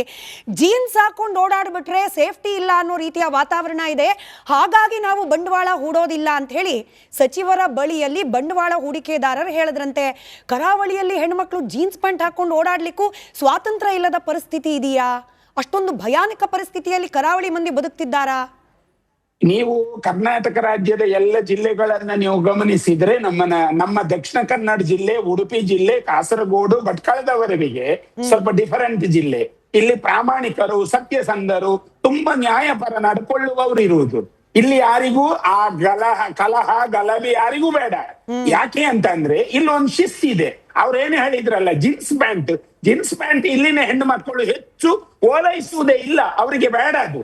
ಅವ್ರು ಅದನ್ನ ಹಾಕೊಳ್ಳಿಕ್ಕೆ ಇಷ್ಟಪಡುವುದಿಲ್ಲ. ಯಾರು ಹಾಕ್ತಾರೆ, ಹೊರಗಿನಿಂದ ಯಾರು ಬರ್ತಾರೆ ನೋಡಿ, ಬಿಹಾರ ಅಥವಾ ಬೇರೆ ಬೇರೆ ಭಾಗ, ಅಂದ್ರೆ ನೀವು ನಮ್ಮ ಕರ್ನಾಟಕದಿಂದ ಹೊರತಾದ ರಾಜ್ಯದಿಂದ ಯಾರು ಬರ್ತಾರಲ್ಲ ಅವರೆಲ್ಲ ಹಾಕ್ತಾರೆ. ಹಾಗೆ ಅಂತ ಹೇಳಿ ಮಲ್ಗಳಿಗೆ ಹೋಗ್ತಾರೆ, ಡಿಮಾರ್ಟ್ಗಳಿಗೆ ಹೋಗ್ತಾರೆ, ರಾಜಾರೋಷವಾಗಿ ಹೋಗ್ತಾರೆ. ಅದು ಕೂಡ ನೀವು ಮಾಲ್ಗಳಲ್ಲಿ 8:30 9 ನೋಡಿದ್ರು ಆರಾಮವಾಗಿ ಶಿಸ್ತಿನಿಂದ ಅವ್ರು ನಡೀತಾರೆ. ಬಂಡವಾಳ ಹೂಡಿಕೆದಾರರಿಗೆ ಜೀನ್ಸ್ ಹಾಕೊಂಡು ಎಂಪ್ಲಾಯಿಗಳು ಕೆಲಸ ಮಾಡೋ ಇದು ಕೇಳೋರ್ಗೆ ಹಾಸ್ಯಾಸ್ಪದ ಅನ್ನಿಸ್ಬೋದು. ಇದೇ ನಿಮಿಷ ಚಿಕ್ಕ ವಿಚಾರ ಇಟ್ಕೊಂಡು ಮಾತನಾಡ್ತಿದ್ದಾರೆ ಅಂತ ಹೇಳಿ, ಬಟ್ ಮಾತನಾಡಿರೋದು ಒಬ್ಬ ಸಚಿವರು, ರಾಜ್ಯದ ಒಬ್ಬ ಜವಾಬ್ದಾರಿಯುತ ಸಚಿವರು. ಹಾಗಾಗೇನೆ ನಾನು ವಾಸ್ತವ ಪರಿಸ್ಥಿತಿ ತಿಳ್ಕೊಳ್ಳಿಕ್ ಮತ್ತೆ ಪ್ರಶ್ನೆ ಕೇಳ್ತಿದ್ದೀನಿ. ಈಗ ಬಂಡವಾಳ ನಿಂತಿದೆ ಅಲ್ವಾ? ಇಲ್ಲ ನಿಂತಿದೆ. ಮಾರಲ್ ಪೊಲೀಸಿಂಗ್ ಪ್ರಸ್ತುತ ಇಲ್ಲ. ಖಡಕ್ ಅಧಿಕಾರಿಗಳನ್ನ ಹಾಕಿದ್ದಾರೆ. ಯಾರು ಖಡಕ್ ಅಧಿಕಾರಿಗಳಿದ್ದಾರೆ ಈಗ, ಏನ್ ತೊಂದರೆ ಇಲ್ಲ ಸಮಾಜ. ಆದ್ರೆ ನಟರಾಜ್ ಗೌಡ್ರಲ್ಲಿ ನಮ್ಮ ಒಂದು ವಿನಂತಿ ಏನು ಅಂತಂದ್ರೆ, ಇಲ್ಲಿ ಕಾರ್ಮಿಕರಿಗೆ ಕೆಲಸ ಇಲ್ಲ ಈಗ. ಕಲ್ಲಿನ ವ್ಯವಹಾರ, ಹೊಯ್ಗೆಯ ವ್ಯವಹಾರ, ಅದನ್ನು ನೀವು ಪ್ರಾಮಾಣೀಕರಿಸಿ ಸಾಮಾನ್ಯ ನಾಗರಿಕನಿಗೆ ಮುಟ್ಟುವಂತೆ ಕೆಲಸವನ್ನ ಸರ್ಕಾರ ಮಾಡಬೇಕು. ಅದನ್ನ ಮಾಡದೇನೆ ಈ ರೀತಿ ವಾಚಾಮ ಗೋಚರವಾಗಿ ನಿಂದಿಸುವುದನ್ನ ನಿಲ್ಲಿಸಬೇಕು ಅಂತ ನಮ್ಮ ಆಗ್ರಹ. ದೇವರಾಜ್ ಸರ್, ಕಲ್ಯಾಣ ಕ್ಷಮೆ ಇರಲಿ, ನಾನು ಇದು ಕಲಬುರಗಿಗೆ ಹೋಗೋಕೆ ಮುಂಚೆ ಕರಾವಳಿದ ಇನ್ನೊಂದು ಪ್ರಶ್ನೆ ಕೇಳ್ಬಿಡ್ತೀನಿ. 6 ಮಹತ್ವಪೂರ್ಣವಾದ ಯೋಜನೆಗಳನ್ನ ಡಿ ಕೆ ಶಿವಕುಮಾರ್ ಅವರು ಕರಾವಳಿ ಭಾಗದ ಅಭಿವೃದ್ಧಿಗೆ ಅಂತ ಹೇಳಿ ಮಂಡಿಸ್ತಿದ್ದಾರೆ. ಅಲ್ಲಿ ಮುನೀರ್ ಕಾಟಿಪಳ್ಳಿ ಅವರು ಹೇಳ್ತಾರೆ, ಇಲ್ಲಿ ಗೋವಾ ಮಾದರಿಯಲ್ಲಿ, ಕೇರಳ ಮಾದರಿಯಲ್ಲಿ ಅಭಿವೃದ್ಧಿ ಮಾಡ್ತೀವಿ ಕರಾವಳಿಯನ್ನ ಅಂತ ಬಂದ್ಬಿಟ್ಟು ಇಲ್ಲಿ ಪಬ್ಬು, ರೆಸ್ಟೋರೆಂಟು, ಗ್ಯಾಂಬ್ಲಿಂಗ್ ಏರಿಯಾಗಳನ್ನು ಮಾಡ್ಲಿಕ್ಕೆ ಹೊರಟಿದ್ದಾರೆ. ಸ್ಥಳೀಯರಿಗೆ ಇದು ಬೇಕಾಗಿಲ್ಲ. ಅಲ್ಲಿಗೆ ಒಂದ್ ಕಡೆ ಜೀನ್ಸ್ ಹಾಕೊಳ್ಳೋರಿಗೆ ಆತಂಕ ಅಂತ ಹೇಳ್ತಿರೋರು ಇವರೇನೆ, ಮತ್ತೊಂದ್ ಕಡೆಯಲ್ಲಿ ನಾವು ಗೋವಾ ಮಾದರಿಯಲ್ಲಿ ಇಲ್ಲ ಸರ್. ನಾನು ಅಲ್ಲಿನವರು ಮುನೀರ್ ಕಾಟಿಪಳ್ಳ ಅವರು ಬೆಂಗಳೂರಿನವರಲ್ಲ, ಕರಾವಳಿ ಭಾಗದವರು. ಅವರ ಅನಿಸಿಕೆಯನ್ನ ನಾನು ದೇವರಾಜ್ ಸರ್ ಕೇಳ್ತಾ ಇದ್ದೀನಿ. ಅಂದ್ರೆ ಈ ದ್ವಂದ್ವ ಇದೆಯಲ್ಲ ಸರ್, ಎರಡರಲ್ಲಿ ಯಾವ್ದನ್ ಕರೆಕ್ಟ್ ಅಂತ ನಾವು ಒಪ್ಕೊಳ್ಬೇಕು ಅಂತ. ನಿಜಕ್ಕೂ ಅದೇ ಈ ದ್ವಂದ್ವ ಅಂತಕ್ಕಂಥದ್ದು ಕಾಂಗ್ರೆಸ್ ಪಾರ್ಟಿಗೆ ಇವತ್ತಿನ ದಿವಸ ಜೆನೆಟಿಕಲಿ ಇನ್ಹೆರಿಟೆಡ್ ಕ್ಯಾರೆಕ್ಟರ್ ಅಂತ ನನಗೆ ಡೌಟ್ ಬರ್ತಿದೆ. ಯಾಕಂತಂದ್ರೆ ಈಗ ಪ್ರತಿಯೊಂದು ಮಾತುಗಳು ಶ್ರೀಯುತ ಪ್ರಿಯಾಂಕಾ ಖರ್ಗೆ ಅವ್ರದ್ದು ನೋಡಿ, ಶ್ರೀಯುತ ಡಿ ಕೆ ಶಿವಕುಮಾರ್ ಅವರು, ಡಿ ಸಿ ಎಂ ಅವರು ಏನಿದ್ದಾರೆ ಅವ್ರ ಮಾತುಗಳು ನೀವು ಗಮನಿಸಂತ ಎಲ್ಲ ಸಂದರ್ಭದಲ್ಲೂ ಸಹ ಅವರೇನು ಪ್ರವಾಸೋದ್ಯಮಕ್ಕೆ ನಾನು ಬಹುದೊಡ್ಡ ಯೋಜನೆಯನ್ನು ತರ್ತೀನಿ ಅಂತಕ್ಕಂಥದ್ದನ್ನು ಮಾತಾಡಿದ್ರು. ಈಗ ನೀವು ಈಗಾಗಲೇ ತೋರಿಸಿದಾಗ ಇದು ಇವತ್ತು ಕರಾವಳಿ ಪ್ರದೇಶದ ಅಭಿವೃದ್ಧಿ ಮಂಡಳಿಗೂ ಸಹ ಇವತ್ತು 1 ನಯಾ ಪೈಸಾ ಕೊಡಲಿಲ್ಲ ಅಂತಕ್ಕಂಥದ್ದನ್ನು ಅವರೇ ನೇಮಿಸಿರ್ತಕ್ಕಂಥ ಅಧ್ಯಕ್ಷರು ಬಹಿರಂಗವಾಗಿ ಒಪ್ಕೊಂತಿದ್ದಾರೆ. ಅಂದರೆ ಕಾಂಗ್ರೆಸ್ಗೆ ಒಂದು ಕಡೆ ದ್ವಂದ್ವ ಇದೆ, ಮತ್ತೊಂದು ಕಡೆ ಏನು ಹೇಳ್ತಾರೆ, ಈಗ ಕೋಮುಗಲಭೆಯ ವಿಷಯದಲ್ಲಿ ಬಂದಾಗ ಕೋಮುಗಲಭೆ ಅಂತಕ್ಕಂಥದ್ದು ಎಲ್ಲೇ ಆಗಿರಲಿ, ಯಾವುದೇ ರಾಜ್ಯದ ಮೂಲೆಯಲ್ಲಾಗಲಿ ಅಥವಾ ದೇಶದ ಮೂಲೆಯಲ್ಲಾಗಲಿ ಕೇವಲ ಒಬ್ಬರಿಂದ ಮಾಡ್ಲಿಕ್ಕೆ ಸಾಧ್ಯ ಇಲ್ಲ. ಚಪ್ಪಾಳೆ ಹೊಡಿಬೇಕಾದ್ರೆ 2 ಕೈ ತಟ್ಟಬೇಕಾಗತ್ತೆ. ಸೊ ಬಾಂಬನ್ನು ಕುಕ್ಕರ್ ಬ್ಲಾಸ್ಟನ್ನು ಮಾಡಿದಂಥವರು ಬ್ರದರ್ಸ್ ಅಂತ ಅದನ್ನ ಸನ್ನಿವೇಶ ಸೃಷ್ಟಿ ಮಾಡಿದಾಗ ಕೋಮುಗಲಭೆ ಸಹಜವಾಗಿ ಊಟ ಅಲ್ಲ, ಸಹಜವಾಗಿ ಯಾವಾಗ ಬರುತ್ತೆ ಅಂದರೆ ಅದಕ್ಕೆ ಈಗ ಇವರು ಸೀಮೆಣ್ಣೆ ಸುರಿಯುವಂಥದ್ದು, ಪೆಟ್ರೋಲ್ ಸುರಿಯುವಂಥ ಕೆಲಸ ಇವ್ರು ಮಾಡದೆ ಹೋಗಿದ್ರೆ ಕರಾವಳಿ ಭಾಗ ಈ ಖಂಡಿತ ಇಷ್ಟೊಂದು ಪ್ರಕ್ಷುಬ್ಧ ಸ್ಥಿತಿಲಿ ಇರ್ತಿರ್ಲಿಲ್ಲ. ಇದನ್ನೆಲ್ಲ ಒಂದು ಕಡೆ ಪಕ್ಕಕ್ಕೆ ಇಡೋಣ. ಈಗ ನೀವು ಸ್ಟ್ರಾಟಜಿಕ್ಸ್ ತೊಗೊಳ್ಳಿ, ಕರಾವಳಿ ಭಾಗದಲ್ಲೇ ಇವತ್ತು ಯಾರು ತೊಗೊಳ್ಳಿ ನೀವು. ಕನ್ನಡ ಶಾಲೆಗಳು ಇವತ್ತು ಅತ್ಯದ್ಭುತವಾಗಿ ನಡೀತಿರ್ತಕ್ಕಂಥ ರಾಜ್ಯದ ಏಕೈಕ ಭಾಗ ಅಂತ ಅಂದರೆ ಕರಾವಳಿ ಮತ್ತು ನಾರ್ತ್ ಕರ್ನಾಟಕ. ಅಲ್ಲಿ ಎಷ್ಟು ನಾರ್ತ್ ಕರ್ನಾಟಕ ಅಲ್ಲ, ಅಲ್ಲಿ ಎಷ್ಟು ಸೊಗಸಾಗಿ ನಡೀತಿದೆ ಅಂತಿದಾರಮ್ಮ. ನಾಳೆಗೆ ಶಾಲೆಗೆ ಶಿಕ್ಷಕರು ಬರಲಿಲ್ಲ ಅಂತಂದರೆ ಅಲ್ಲಿರ್ತಕ್ಕಂಥ ನಾಗರಿಕರು ಕೇಳ್ತಾರೆ, ಅಲ್ಲಿರ್ತಕ್ಕಂಥ ಸರ್ಕಾರಿ ಶಾಲೆಯ ಒಂದು ಪರ್ಸೆಂಟೇಜ್ ಕೇಳಿದ್ರೆ 83%. ಇಲ್ಲಿ ಗುಲ್ಬರ್ಗದಲ್ಲಿ ಖಾಸಗಿ ಶಾಲೆಯ ಪರ್ಸೆಂಟೇಜ್ ಬಂದು 64%. ಸೊ ಅಂದರೆ ನಾನು ಈ ಹೋಲಿಕೆಗಳನ್ನ ನೀವು ನೋಡಿದಾಗ ಈ ಕಾಂಗ್ರೆಸ್ ಈಗ ಸನ್ಮಾನ್ಯ ಪ್ರಿಯಾಂಕಾ ಖರ್ಗೆ ಅವರು ಒಂದು ಜವಾಬ್ದಾರಿಯುತ ಮಾತನಾಡಬೇಕಾಯಿತು. ಯಾಕೆಂದರೆ ಅವರಿರ್ತಕ್ಕಂಥದ್ದು ಬಹುದೊಡ್ಡ ಹುದ್ದೆಯಲ್ಲಿದ್ದಾರೆ. ಒಂದು ಗ್ರಾಮೀಣಾಭಿವೃದ್ಧಿ, ಮತ್ತೊಂದು IT ಒಂದು ಸೆಕ್ಟರ್ನ ಸಚಿವರು ಇವರು. ಈಗ ನನ್ನ ಭಾಗದ ರಾಜ್ಯದ ಯಾವುದೇ ಭಾಗದ ಬಗ್ಗೆ ಒಂದು ರೀತಿ ಅವೇಳನ ಮಾಡಿ ಮಾತನಾಡಿದಾಗ ಆ ಭಾಗಕ್ಕೆ ಇನ್ವೆಸ್ಟರ್ಸ್ ಬರೋದು ತಪ್ಪೋಗ್ಬಿಡುತ್ತೆ. ಇವರು ಆ ಜವಾಬ್ದಾರಿಯನ್ನು ಒತ್ತು ಮಾತನಾಡಲಿಲ್ಲ. ಇವತ್ತು ಪ್ರತಿಯೊಂದು ಅಂಶಕ್ಕೂ ಸಹ ಇವರಿಗೆ ಒಂದು ರೀತಿ ಏನಾಗಿದೆ, ಕಾಮಲಕಣಿಗೆ ಲೋಕವೆಲ್ಲ ಹಳದಿ ಹಾಗಾಗ್ಬಿಟ್ಟಿದೆ. ಪ್ರಿಯಾಂಕಾ ಖರ್ಗೆ ಅವರಂತೂ 100ಕ್ಕೆ 100 ಪಾಲು ಕಾಮಾಲೆ ಕಣ್ಣಿಂದ ಇವತ್ತಿನ ಕರ್ನಾಟಕದ ಭಾಗಗಳನ್ನ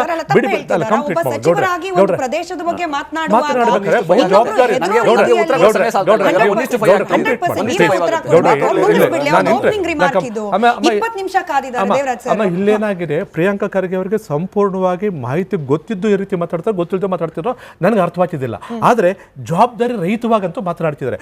ಒಂದು ಸಲ ಕರಾವಳಿಯ ಬಗ್ಗೆ ಈ ರೀತಿ ಹೇಳಿಕೆಯನ್ನು ಕೊಟ್ರೆ ಇನ್ವೆಸ್ಟರ್ಸ್ ಬರ್ಲಿಕ್ಕೆ ಧೈರ್ಯ ಮಾಡ್ತಾರೆ. ಅಂದ್ರೆ ಜವಾಬ್ದಾರಿಯಿಂದ ನುಳ್ಚ್ಕೊಂಡು ಅಥವಾ ಆ ಜವಾಬ್ದಾರಿ ಸ್ಥಾನಕ್ಕೆ ಧಕ್ಕೆ ತರೋ ರೀತಿ ಇವತ್ತು ನಡ್ಕೊಂಡ್ರು. ಅವರ ಸ್ಥಾನಕ್ಕೆ ಚ್ಯುತಿಯನ್ನು ತಂದಂತ ವ್ಯಕ್ತಿ ಇವತ್ತು ಶ್ರೀಯುತ ಪ್ರಿಯಾಂಕಾ ಖರ್ಗೆ ಅವರು ನಿಜಕ್ಕೂ ಇದು ಖಂಡನೀಯವಾದಂಥದ್ದು. ಇವರು ಸ್ಥಾನಕ್ಕೆ ಒಂದು ಘನತೆಯನ್ನು ತರ್ತಕ್ಕಂಥದ್ದಲ್ಲ, ಘನತೆಯಿಂದ ಮಾತನಾಡಿದ್ದಲ್ಲ. ಈಗ ಕರಾವಳಿ ಭಾಗದಲ್ಲಿ ಈಗಾಗಲೇ ಎಲ್ಲಾ ವಿಷಯಗಳು ತಾವು ಮಾತನಾಡಿದ್ದಾರೆ. ಈಗ ನಾನು ಒಂದೇ ಒಂದು ಸನ್ಮಾನ್ಯ ಪ್ರಿಯಾಂಕಾ ಖರ್ಗೆ ಅವರನ್ನು ವಿನಂತಿ ಮಾಡ್ತಕ್ಕಂಥದ್ದು, ಇವತ್ತು ನಿಮ್ಮಲ್ಲಿರ್ತಕ್ಕಂತಹ PU ಕಾಲೇಜುಗಳಲ್ಲಿ ಸರಿಸುಮಾರು 50ರಿಂದ 60 ಕಾಲೇಜುಗಳಲ್ಲಿ ಶೂನ್ಯ ರಿಸಲ್ಟ್ ಅಮ್ಮ, 0 ರಿಸಲ್ಟ್ ಲೆಕ್ಕ ಹಾಕಿ. ಕರಾವಳಿ ಭಾಗದಲ್ಲಿ ನಮ್ದು ಕಳೆದ ವಾರ ಏನಾಯ್ತು, ಕಳೆದ ಒಂದು 15 ದಿವಸ ಹಿಂದೆಗಡೆ ಒಂದು ಘಟನೆ ನಮ್ಮ ಕರ್ನಾಟಕದಲ್ಲಿ ನಡೆದೋಯ್ತಮ್ಮ. ಅದಕ್ಕಿಂತ ಮೊದಲು ಹಲವಾರು ಘಟನೆ ನಡೆದಿದೆ. ಸನ್ಮಾನ್ಯ ಪ್ರಿಯಾಂಕಾ ಖರ್ಗೆ ಅವರು ಕಣ್ಣು ಮುಚ್ಕೊಂಡು ಕುಳಿತಿದ್ದಾರೆ, ಅದ್ರ ಬಗ್ಗೆ ನಾನು ಮಾತಾಡೋಲ್ಲ.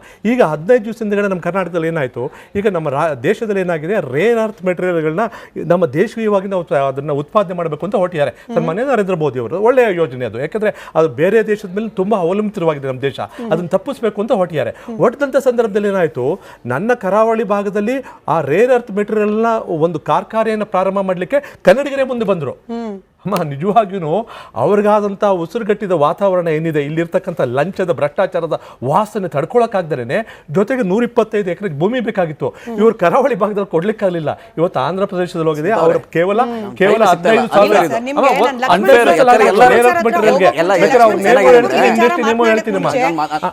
ನಿಮ್ದೊಂದು ಕ್ವಿಕ್ ರಿಯಾಕ್ಷನ್ ತಗೊಂಡ್ಬಿಡ್ತೀನಿ. ಜವಾಬ್ದಾರಿಯುತ ಸ್ಥಾನದಲ್ಲಿರುವ ಮಿನಿಸ್ಟರ್ ಒಬ್ರು ಪ್ರದೇಶದ ಬಗ್ಗೆ ಮಾತನಾಡುವಾಗ 100 ಕಣ್ಣಾಗಿರ್ಬೇಕು ಸರ್. ಮಾಡ್ಲಿಕ್ಕೆ ಹೆದರ್ತಿದ್ದಾರೆ ಅಂದ್ಬಿಟ್ರೆ ನಾಳೆ ದಿನ ಧೈರ್ಯವಂತರು ಕೂಡ ಹೆದರೋ ರೀತಿ ಪರಿಸ್ಥಿತಿ ಬರಲ್ವಾ? ವಸ್ತುಸ್ಥಿತಿ ಅದಿದೆ. ಯಾಕಂದ್ರೆ ಬಿಜೆಪಿಯ ಕಾರಣವಾಗಿ ವಸ್ತುಸ್ಥಿತಿ ಅದಿದೆ. ಕೇಳಿಸ್ಕೊಳ್ಳಿ. ಈಗ ಅಂದ್ರೆ ಬಿಜೆಪಿ ನಿಮ್ಮ 3 ವರ್ಷ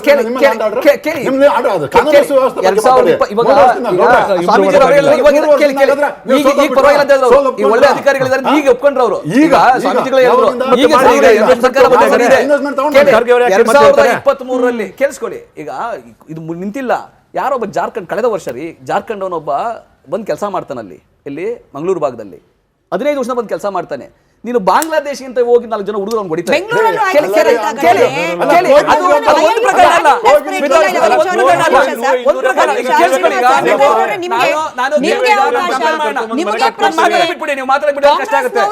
ಮಹಿಳೆಯರು ಪಾಶ್ಚಾತ್ಯ ಬಟ್ಟೆ ಹಾಕೊಂಡಿದ್ದಾರೆ, ಮಹಿಳೆಯರು ಪಾಶ್ಚಾತ್ಯ ಡ್ರೆಸ್ ಹಾಕೊಂಡಿದ್ದಾರೆ ಅಂತ ಹೇಳಿ ಅವ್ರನ್ನ ಕ್ಲಬ್ ಇಂದ ಇಟ್ಕೊಂಡು ಈಚೆ ಕರ್ಕೊಂಡ್ಬಂದು ಹೊಡೆದಿದ್ದೀರಿ. ಆದ್ರೆ ಹೊಡೆದವ್ರೆ ನಿಮ್ಮ ಕೋಮುವಾದಿಗಳು. 2023 ಬಿಟ್ಬಿಡಿ. ಹಳೆದು 2023 ಸ್ಟೂಡೆಂಟ್ಸ್ ಬೀಚ್ ಹೋದ್ರೆ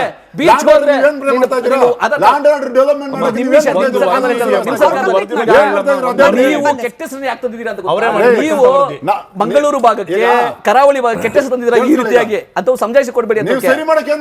ಅದಕ್ಕೆ ಕೇಳಿ ನಿಮ್ಮ ಕೋಮುವಾದಿಗಳು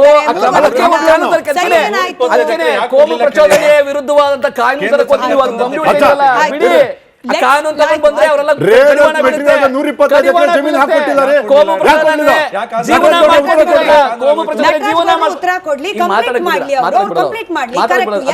ಪ್ರಶ್ನೆ. ಒಂದು 125 ಎಕರೆ ಭೂಮಿ ಕೊಡ್ಲಿಲ್ಲ ಯಾಕೆ ಅನ್ನೋದು. ಎರಡನೆಯದು 3 ವರ್ಷ ಬಂತು ಸರ್ಕಾರ, ಇನ್ನೆಷ್ಟು ಹಿಂದಿಂದೇ ಬ್ಲೇಮ್ ಮಾಡ್ತಿರ್ತೀರಿ, ಈಗಿಂದೇನು? ಈಗ ಅವರು 20 ವರ್ಷಗಳಿಂದ ಸಾಕಿರ್ತಕ್ಕಂತಹ ಆ ಬೀಜ ಇದೆಯಲ್ಲ, ವಿಷ ಬೀಜ ಇದೆಯಲ್ಲ, ಅದು ಇವಾಗ್ಲೂ ಕೂಡ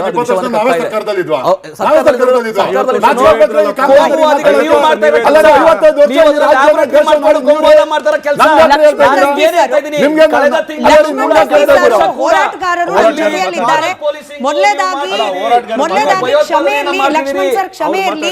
23 ನಿಮಿಷ ವಾಪಸ್ ಬರೋಣ ಸರ್. 23 ನಿಮಿಷ ನಿಮ್ಮನ್ನು ಕಾಯ್ತೆ. ಯಾಕಂದ್ರೆ ಕರಾವಳಿ ವಿಚಾರವನ್ನ ಮಾತನಾಡಿ ನಂತರದಲ್ಲಿ ನಾವು ಕಲ್ಯಾಣ ಕರ್ನಾಟಕ ಭಾಗಕ್ಕೆ ಬರಬೇಕಾಗಿತ್ತು. ಹಾಗಾಗಿ ನಿಮ್ಮನ್ನು ಕಾಯಿಸೋದಕ್ಕೆ ಮೊದಲನೇದಾಗಿ ಕ್ಷಮೆ ಇರಲಿ ಸರ್. ಲಕ್ಷ್ಮಣ್ ಸರ್, ನನ್ನ ಹೋಮ್ವರ್ಕ್ ತಪ್ಪಿದ್ರೆ ಕರೆಕ್ಟ್ ಮಾಡಿ ಹೇಳಿ. ಇಷ್ಟೊತ್ತು ನಾವು ಕರಾವಳಿ ಬಗ್ಗೆ ಮಾತನಾಡ್ತಾ ಇದ್ವಿ, ಕಲ್ಯಾಣ ಕರ್ನಾಟಕ ಭಾಗ. ಇತ್ತೀಚೆಗೆ ಗೋವಿಂದ ರಾವ್ ಅವರು ವರದಿ ಬಂತು ಸರ್. ರಾಜ್ಯದಲ್ಲಿ ಇರ್ತಕ್ಕಂಥ 236 ತಾಲೂಕುಗಳ ಪೈಕಿ 177 ತಾಲೂಕುಗಳು ಹಿಂದುಳಿದಿರೋದು. ಅದರಲ್ಲಿ ಅತ್ಯಂತ ಹಿಂದುಳಿದ ತಾಲೂಕುಗಳು ಇರೋದು ಕಲಬುರಗಿಯಲ್ಲೇ. 59 ಅತ್ಯಂತ ಹಿಂದುಳಿದ ತಾಲೂಕುಗಳ ಪೈಕಿ 39 ಕಲಬುರಗಿಯಲ್ಲಿ ಅತ್ಯಂತ ಹಿಂದುಳಿದ ತಾಲೂಕು. ಲಕ್ಷ್ಮಣ್ ಸರ್, ಕರೆಕ್ಟಾ ಇದು? ಹಾಂ, ಕರೆಕ್ಟ್ ಇದೆ ಮೇಡಮ್, ಕರೆಕ್ಟ್ ಇದೆ. ಇದರಲ್ಲಿ ಏನು ಸಂಶಯ ಇಲ್ಲ. ಈಗ ಆ ವಿಷಯಕ್ಕೆ ಬರಬೇಕು. ಕಲ್ಯಾಣ ಕರ್ನಾಟಕ ಪ್ರದೇಶ ಏನದಲ್ಲ, ಐತಿಹಾಸಿಕವಾಗಿ ನೋಡಬೇಕಾಗ್ತದೆ. ಯಾಕಂದ್ರೆ ನಮಗೆ ಆಳದವರು ನಿಜಾಮರಿಗೆ ಮತ್ತು ಮೈಸೂರು ಮಹಾರಾಜರಿಗೆ ಹೋಲಿಸಿದ್ರೆ ಮೈಸೂರು ಮಹಾರಾಜರು 100 ಸ್ಪೀಡ್ ಆಗಿ ಡೆವಲಪ್ ಮಾಡ್ತಾಯಿದ್ರು. ನಮ್ಮ ನಿಜಾಮರು ಡೆವಲಪ್ ಮಾಡಿದ್ದಾರೆ, ಆದರೆ 10-15 ಸ್ಪೀಡ್ ಇತ್ತು. ನಮ್ಮ ಐತಿಹಾಸಿಕ ಹಿನ್ನೆಲೆಯಿಂದಲೂ ನಮ್ಮದು ಹಿಂದುಳಿಕೆ ಇತ್ತು. ಮತ್ತು ಕಲ್ಯಾಣ ಕರ್ನಾಟಕದಲ್ಲಿ ಇವತ್ತು ಏನಾಗಿದೆ ಕಣ್ಣಿಗೆ ಕಾಣೋದು. ಇವತ್ತಿನ ದಿವಸ ಸೆಂಟ್ರಲ್ ಯೂನಿವರ್ಸಿಟಿ ಅನ್ರಿ, ESI ಹಾಸ್ಪಿಟಲ್ ಅನ್ರಿ, ಪೊಲೀಸ್ ಟ್ರೈನಿಂಗ್ ಸೆಂಟರ್ ಅನ್ರಿ, ಹೆದ್ದಾರಿಗಳನ್ರಿ, ರಸ್ತೆಗಳನ್ರಿ, ಜಯದೇವ್ ಹಾಸ್ಪಿಟಲ್ ಅನ್ರಿ, ಕಣ್ಣಿಗೆ ಕಾಣಂಥ ಭೌತಿಕವಾದಂಥ ಅಭಿವೃದ್ಧಿಗಳು ಏನೇ ಆಗ್ಯವ. ವಿಶೇಷವಾಗಿ 371ನೇ ಜೆ ಕಲಂ ಸುಮಾರು 20 ವರ್ಷಗಳಿಂದ ನಾವು ಹೋರಾಟ ಮಾಡ್ಕೋತಾ ಬರ್ತಾ ಇದ್ದೀವಿ. ಇದಕ್ಕೆ ಒಂದು ರಾಜಕೀಯ ಇಚ್ಛಾಶಕ್ತಿ ಸಿಕ್ತು, ರಾಜ್ಯ ಸರ್ಕಾರದಿಂದ ಸಿಕ್ತು. ಕೇಂದ್ರದಲ್ಲಿ ಮಲ್ಲಿಕಾರ್ಜುನ್ ಖರ್ಗೆ ಅವರು ಇದ್ದರು ಅಂಥೇಳಿ 371ನೇ ಜೆ ಕಲಂ 2013 1ನೇ ತಾರೀಕಿಗೆ ರಾಷ್ಟ್ರಪತಿ ಅಂಕಿತಾಗಿ ಇದು ಜಾರಿಗೆ ಬಂತು. ಜಾರಿಗೆ ಬಂದ ನಂತರ ನಮ್ಮಲ್ಲಿ ಮೆಡಿಕಲ್ ಸೀಟುಗಳು ಇಂಜಿನಿಯರಿಂಗ್ ಸೀಟ್ಗಳು, ಪ್ರೊಫೆಷನಲ್ ಸೀಟ್ಗಳು ಈಗೇನು 10 ವರ್ಷದಲ್ಲಿ 51,000, 2014ರಿಂದ 2021ಕ್ಕೆ 51,000 ಪ್ರೊಫೆಷನಲ್ ಸೀಟ್ ತೊಗೊಂಡಿದ್ದೀವಿ ನಾವು. ಹಿಂದೆ 371 ಜೆ ಕಲಂ ಬರೋಕ್ಕಿಂತ ಮೊದಲ ನಮಗೆ 150 ಮೆಡಿಕಲ್ ಸೀಟ್ ಸಿಗ್ತಾ ಇದ್ದು. ಈಗ 1,000, 1,100, 1,200 ಮೆಡಿಕಲ್ ಸೀಟ್ ಸಿಗ್ತಾ ಇದ್ದಾವ.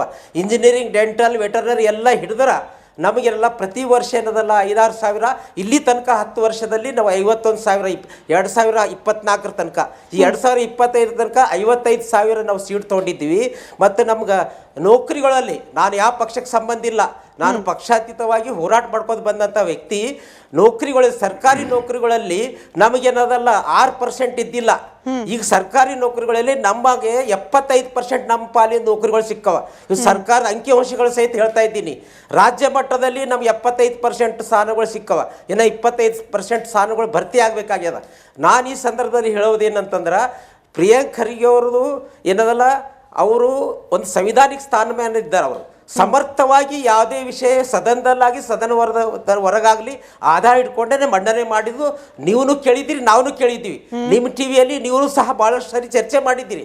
ಅದಕ್ಕೆ ನಾನು ನಮ್ಮ ಭಾಗದ ಒಬ್ಬ ಸಮರ್ಥವಾದ ಮಂತ್ರಿ ಏನದಲ್ಲ, ಯಾವ ಪಕ್ಷಕ್ಕೆ ಸಂಬಂಧದ ನಾನು ಮುಖ್ಯ ಅಲ್ಲ, ಅವ್ರು ಸಮರ್ಥವಾಗಿ ಏನದಲ್ಲ ಅಧ್ಯಯನ ಮಾಡ್ಲಾರ್ದೆ ಏನು ವಿಷಯ ಮಂಡನೆ ಮಾಡಲ್ಲ ಅಂತ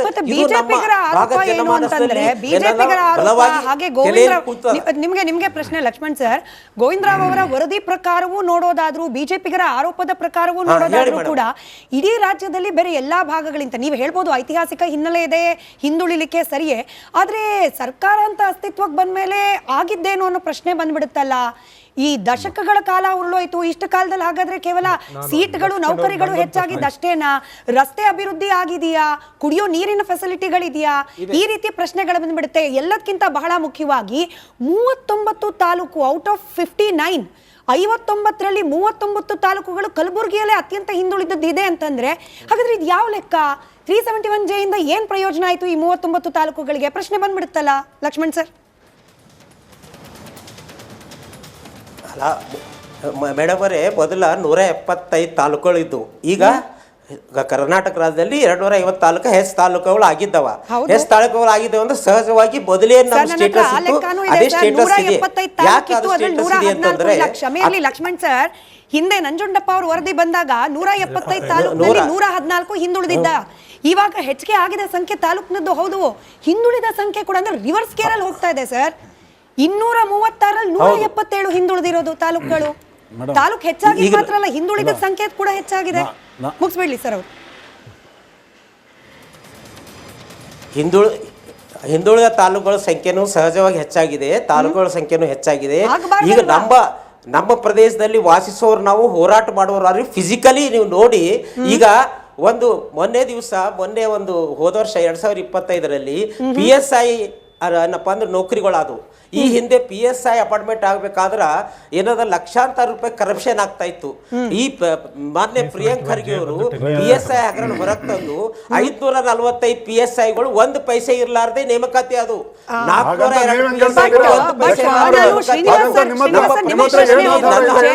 ನಿಮಗ್ ಪ್ರಶ್ನೆ ಹೋಗಕ್ ಮುಂಚೆ ಆಯ್ತು ಲಕ್ಷ್ಮಣ್ ಸರ್, ನೀವು ಹೇಳಿದ್ದೆಲ್ಲವನ್ನ ಆಯ್ತು ಆನ್ ಫೇಸ್ ಸ್ವೀಕಾರ ಮಾಡಿದ. ಈಗ ವಿರೋಧ ಇರಬೇಕಾಗಿದ್ದು, ನಿಮ್ಮ ಮಾತುಗಳಲ್ಲಿ ವಿರೋಧ ಇರಬೇಕಾಗಿದ್ದು ವಿರೋಧ ಪಕ್ಷ ಬಿಜೆಪಿಗೆ. ಬಟ್ ಮೊನ್ನೆ ಒಂದೇ ನಿಮಿಷ ಲಕ್ಷ್ಮಣ್ ಸರ್, ಒಂದೇ ನಿಮಿಷ. ಮೊನ್ನೆ ಅಂದ್ರೆ ಜನವರಿಯಲ್ಲಿ AICC ಅಧ್ಯಕ್ಷರಾದ ಮಲ್ಲಿಕಾರ್ಜುನ್ ಖರ್ಗೆ ಅವರು ಆ ಕಡೆ ಮುಖ್ಯಮಂತ್ರಿಗಳು, ಈ ಕಡೆ ಉಪಮುಖ್ಯಮಂತ್ರಿಗಳನ್ನ ಕೂರಿಸ್ಕೊಂಡು ಅದೇ ಕಲಬುರಗಿಯಲ್ಲಿ ಮಾತನಾಡಿದ್ರು. ಅದೊಂಚೂರು ಬೈಟ್ ಪ್ಲೇ ಮಾಡ್ಬಿಡಿ. ಮಲ್ಲಿಕಾರ್ಜುನ್ ಖರ್ಗೆ ಅವರು ಬೈಟ್. ನಮಗೆ ನೀವು ಇಲ್ಲಿ ಹುಟ್ಟೋದು ಬೇಡ, ನಾವು ಅಲ್ಲಿ ಹುಟ್ಟೋದು ಬೇಡ. ನಮಗ್ ಬೇಕಾಗಿದ್ದೇನೆಂದ್ರೆ ಮೈಸೂರು ಮತ್ತು ನಿಮ್ಮ ಕಾನ್ಸ್ಟಿಟ್ಯೂನ್ಸಿ ಹೆಂಗಿದೆ ಅದೇ ಮಾಡಿ. ನಮಗೆ ಬೇರೆ ಬೇಡ. ನಮಗೆ ಸಿಂಗಾಪುರ್ ಬೇಡ, ಲಂಡನ್ ಬೇಡ, ಅಮೇರಿಕಾ ಬೇಡ. ನಿಮ್ಮ ಮೈಸೂರು ಹೆಂಗಿದೆ, ನಿಮ್ಮ ಕ್ಷೇತ್ರ ಹೆಂಗಿದೆ ಅಷ್ಟು ಮಾಡಿಕೊಡ್ರಪ್ಪ ಸಾಕು. ಅದನ್ನೇ ಆಗ್ತಾ ಇಲ್ಲ ಅಂಥೇಳಿ ನಮಗೆ ನೀವು ವಿಶೇಷ ಲಕ್ಷ್ಯ ಕೊಡಬೇಕು ಅಂಥೇಳಿ ದೇಶದಾಗ ಯಾರೂ ಕೂಡ ಈ ಕಾನೂನು ಮಾಡಿಲ್ಲ. ಸೋನಿಯಾ ಗಾಂಧಿ ಅವರು ನಾನು ಒತ್ತಾಯ ಮಾಡಿ. ಅಂದ್ರೆ ಈ ತರ ಮಾತುಗಳು ಬಿಜೆಪಿಯಿಂದ ಬಂದಿದ್ರೆ ಹೌದು ಅನ್ಬೋದಿತ್ತು. ಬರ್ತಿರೋದು AICC ಅಧ್ಯಕ್ಷರು. ದುರಂತ ಅಂದ್ರೆ ಏನ್ ಗೊತ್ತಾ ಮೇಡಮ್, 75 ವರ್ಷ ಸ್ವತಂತ್ರ ಬಂದ 55 ವರ್ಷ ಈ ರಾಜ್ಯವನ್ನು ದೇಶವನ್ನು ಆಳಿದ್ದು ಕಾಂಗ್ರೆಸ್ ಪಕ್ಷ. ಇವತ್ತು 50 ವರ್ಷ ನಿರಂತರವಾಗಿ ಅಧಿಕಾರದಲ್ಲಿ ಗುಲ್ಬರ್ಗ ಜಿಲ್ಲೆಯಲ್ಲಿ ಯಾರು? ಮಲ್ಲಿಕಾರ್ಜುನ್ ಖರ್ಗೆ ಅವರು ಸನ್ಮಾನ್ಯ, ಮತ್ತು ಸನ್ಮಾನ್ಯ ಪ್ರಿಯಾಂಕ್ ಖರ್ಗೆ ಅವರು ಮೇಡಮ್. ಅವ್ರ ಕುಟುಂಬನೇ ನೋಡಿ. ಅವ್ರ ಮನೆಯಲ್ಲ ರಾಜ್ಯಸಭೆ ನಮ್ಮ ಮಲ್ಲಿಕಾರ್ಜುನ್ ಖರ್ಗೆ ಅವರು, ಲೋಕಸಭೆ ಅವರ ರಾಧಾಕೃಷ್ಣ ಇವರು ಅವರು ಅಳಿಯ, ಇವರು ಮಿನಿಸ್ಟ್ರು.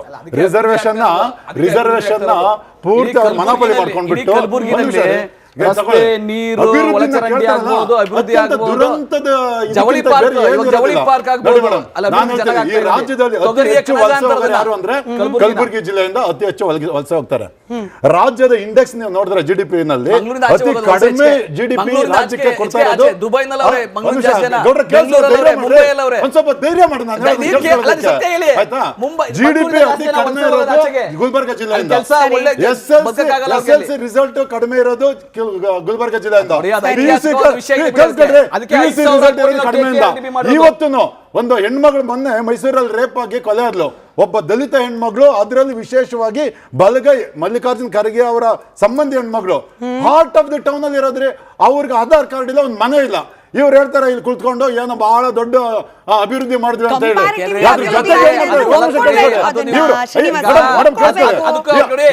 ಇವ್ರು ಜಿಲ್ಲಾ ಉದ್ಧಾರ ಮಾಡಲಿಲ್ಲ. ಮಲ್ಲಿಕಾರ್ಜುನ್ ಖರ್ಗೆ ಪ್ರಿಯಾಂಕ್ ಖರ್ಗೆ ಅವರು ಬೆಂಗಳೂರಲ್ಲಿ ಆಸ್ತಿ ಮಾಡಿದ್ರು, ಹೈದರಾಬಾದ್ ಆಸ್ತಿ ಮಾಡಿದ್ರು, ಮುಂಬೈಯಲ್ಲಿ ಆಸ್ತಿ ಮಾಡಿದ್ರು, ಗುಲ್ಬರ್ಗದಲ್ಲಿ ಆಸ್ತಿ ಮಾಡಿದ್ರು. ಇವ್ರು ಬೇನಾಮಿ ಸಾವಿರಾರು ಕೋಟಿ ರೂಪಾಯಿ ಆಸ್ತಿ ಮಾಡ್ಕೊಂಡಿದ್ದಾರೆ. ಕೇಳ್ಕೊಳ್ಳಿ, ನಾನು ಹೇಳ್ತೀನಿ, ಹೇಳ್ತೀನಿ, ನಾನು ಎಲ್ಲ ಪ್ರಾಪರ್ಟಿ ಇದೆ ಅಂತ ಹೇಳಿ ಕೇಳಿಸ್ಕೊಳ್ಳಿ ಗೌಡ್ರೆ, ಕೇಳಿಸ್ಕೊಳ್ಳಿ, ಧೈರ್ಯ ಮಾಡಿ ನೀವು.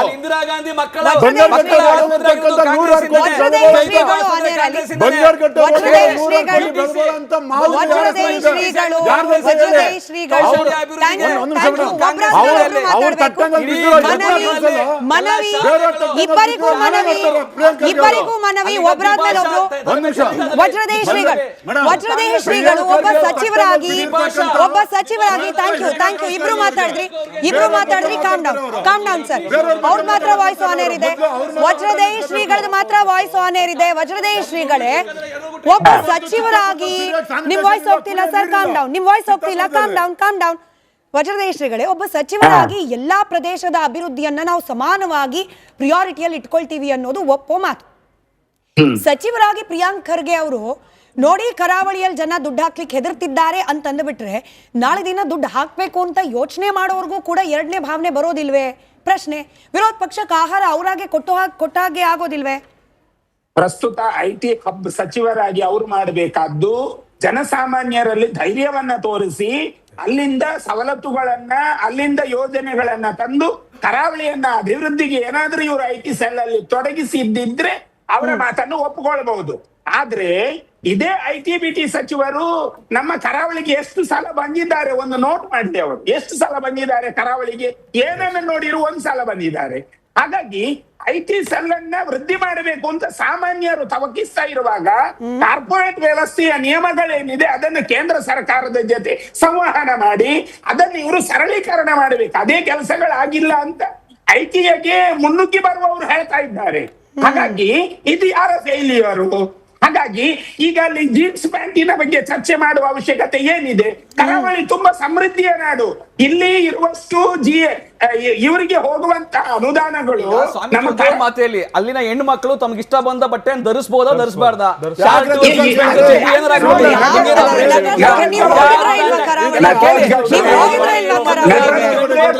ಮನವಿ ಇದೆ.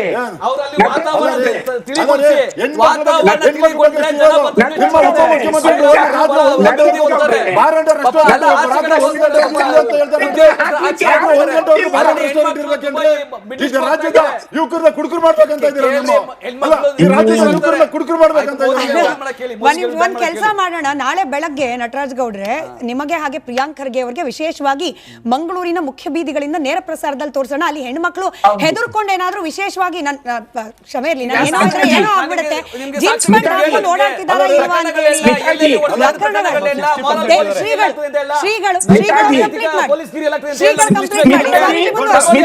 ಸ್ವಾಮೀಜಿ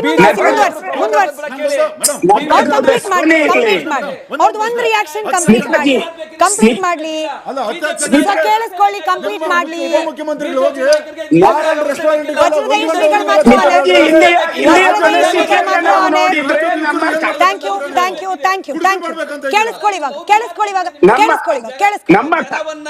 ನಟರಾಜ್ ಗೌಡ್ರೆ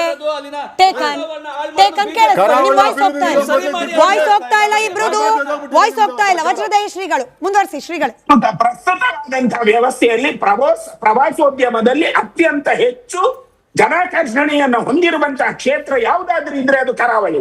ಇವತ್ತು ನೀವು ನಮ್ಮ ಬೀಚ್ಗಳನ್ನ ನೋಡಿ, 4-6 ಬೀಚುಗಳು ಇದ್ದಾವೆ. ಆ ಬೀಚುಗಳಲ್ಲೆಲ್ಲ ಜನ ರಾಜಕೋಶವಾಗಿ ತಿರುಗಾಡ್ತಾ ಇದ್ದಾರೆ. ಅದರಲ್ಲಿ ಎಲ್ಲೂ ಇವರು ಹೇಳಿದ ಹಾಗೆ ಆ ಬಟ್ಟೆ ಹಾಕಬಾರ್ದು, ಈ ಬಟ್ಟೆ ಹಾಕಬಾರ್ದು ಎನ್ನುವ ವಿಷಯಗಳಲ್ಲಿ ಅಲ್ಲಿ ಬಟ್ಟೆ ಹಾಕೊಂಡು ಹೋಗ್ತಾರೆ. ಚೈನೀಸ್ ಬರ್ತಾರೆ, ಜಪಾನೀಸ್ ಬರ್ತಾರೆ, ಅವರೆಲ್ಲ ಬಂದು ತಿರುಗಾಡ್ತಾರೆ. ಹಾಗಾಗಿ ಅದನ್ನೆಲ್ಲ ನಾವು ಪ್ರಶ್ನೆ ಮಾಡಬಾರ್ದು. ಯಾಕೆ ಪ್ರಶ್ನೆ ಮಾಡಬಾರ್ದು ಅಂದ್ರೆ ನಮ್ಗೆ ಅಭಿವೃದ್ಧಿ ಬೇಕು ಅಂತಲ್ವಾ ನಾವು ಹೆಣಗಾಡುವುದು. ಈ ಅಭಿವೃದ್ಧಿಯ ಸ್ಥಿತಿಯಲ್ಲಿ ಸರ್ಕಾರ ನಿಂತು ಮಾತಾಡಬೇಕು. ಸನ್ಮಾನ್ಯ ನಟರಾಜ್ ಗೌಡ್ರಲ್ಲಿ ನಮ್ಮ ಆಕ್ಷೇಪ ಏನು ಅಂತಂದ್ರೆ, ಬಟ್ಟೆ ವಿಷಯದಲ್ಲಿ ನಮ್ಗೆ ಚರ್ಚೆ ಬೇಡ. ನೀವ್ ಹೇಳಿದ್ರಿ ಸ್ವೇಚ್ಛಾಚಾರದ ಬಟ್ಟೆ ಹಾಕಬಹುದಾ, ಮನೆಯಲ್ಲಿ ಹಾಕ್ಲಿಕ್ಕೆ ಹಿಂಜರಿಯುತ್ತಾರೆ ಸ್ವೇಚ್ಛಾಚಾರದ ಬಟ್ಟೆ. ಇವತ್ತು ಅಷ್ಟು ಜಾಗೃತವಾಗಿದೆ ಸಮಾಜ. ಜಾಗೃತವಾಗಿರುವಾಗ ನಾವು ಅವರನ್ನ ಅಣಕಿಸಿ ಮಾತಾಡುವುದು ಅಷ್ಟು ಒಳ್ಳೇದಲ್ಲ ಅಂತ ನಮ್ಗೆ ಅನ್ನಿಸ್ತದೆ. ಯಾಕೆ ಗೊತ್ತಾ, ಭಾರತೀಯ ಸಂಸ್ಕೃತಿ ಏನಿದೆಯಲ್ಲ, ಒಂದು ತಾಯಿ ಸೀರೆಯನ್ನ ಉಟ್ಟು ಅವಳು ಹೋದ್ರೆ ಅವಳಿಗೆ ಕೈ ಮುಗಿಯುವ ಜನ ನಮ್ಮ ಕರಾವಳಿಯಲ್ಲಿರೋದು. ಹಾಗಾಗಿ ಆ ರೀತಿಯ ಮಾತುಗಳು ಬೇಡ. ಹುಡ್ಕೊಂಡೋಗಿ ಹೊಡಿತಾರೆ ಅನ್ನೋದು ಕೂಡ ಅಲ್ಲೋ ಇಲ್ಲೋ ಪ್ರಕರಣ ಆಗಿರ್ಬೋದು, ನಾನು ಇಲ್ಲ ಅಂತ ಹೇಳ್ತಾ ಇಲ್ಲ. ಬಟ್ ಶ್ರೀಗಳು ಈಗ ಮಾರಲ್ ಪೊಲೀಸಿಂಗ್ ನಡೀತಿಲ್ಲ, ನಿಮ್ಮದೇ ಸರ್ಕಾರ ಪೊಲೀಸ್ ಇಲಾಖೆ ಗಟ್ಟಿ ಮಾಡಿದೆ, ಹಾಗಾಗೂ ಕೂಡ ಇನ್ವೆಸ್ಟ್ಮೆಂಟ್ ಬರ್ತಿಲ್ಲ ಅಂದ್ರೆ ಪ್ರಶ್ನೆ ಯಾರು ಕೇಳಬೇಕಾಗಿದೆ? ಕಲಬುರ್ಗಿ ವಾಪಸ್ ಬರ್ತಾ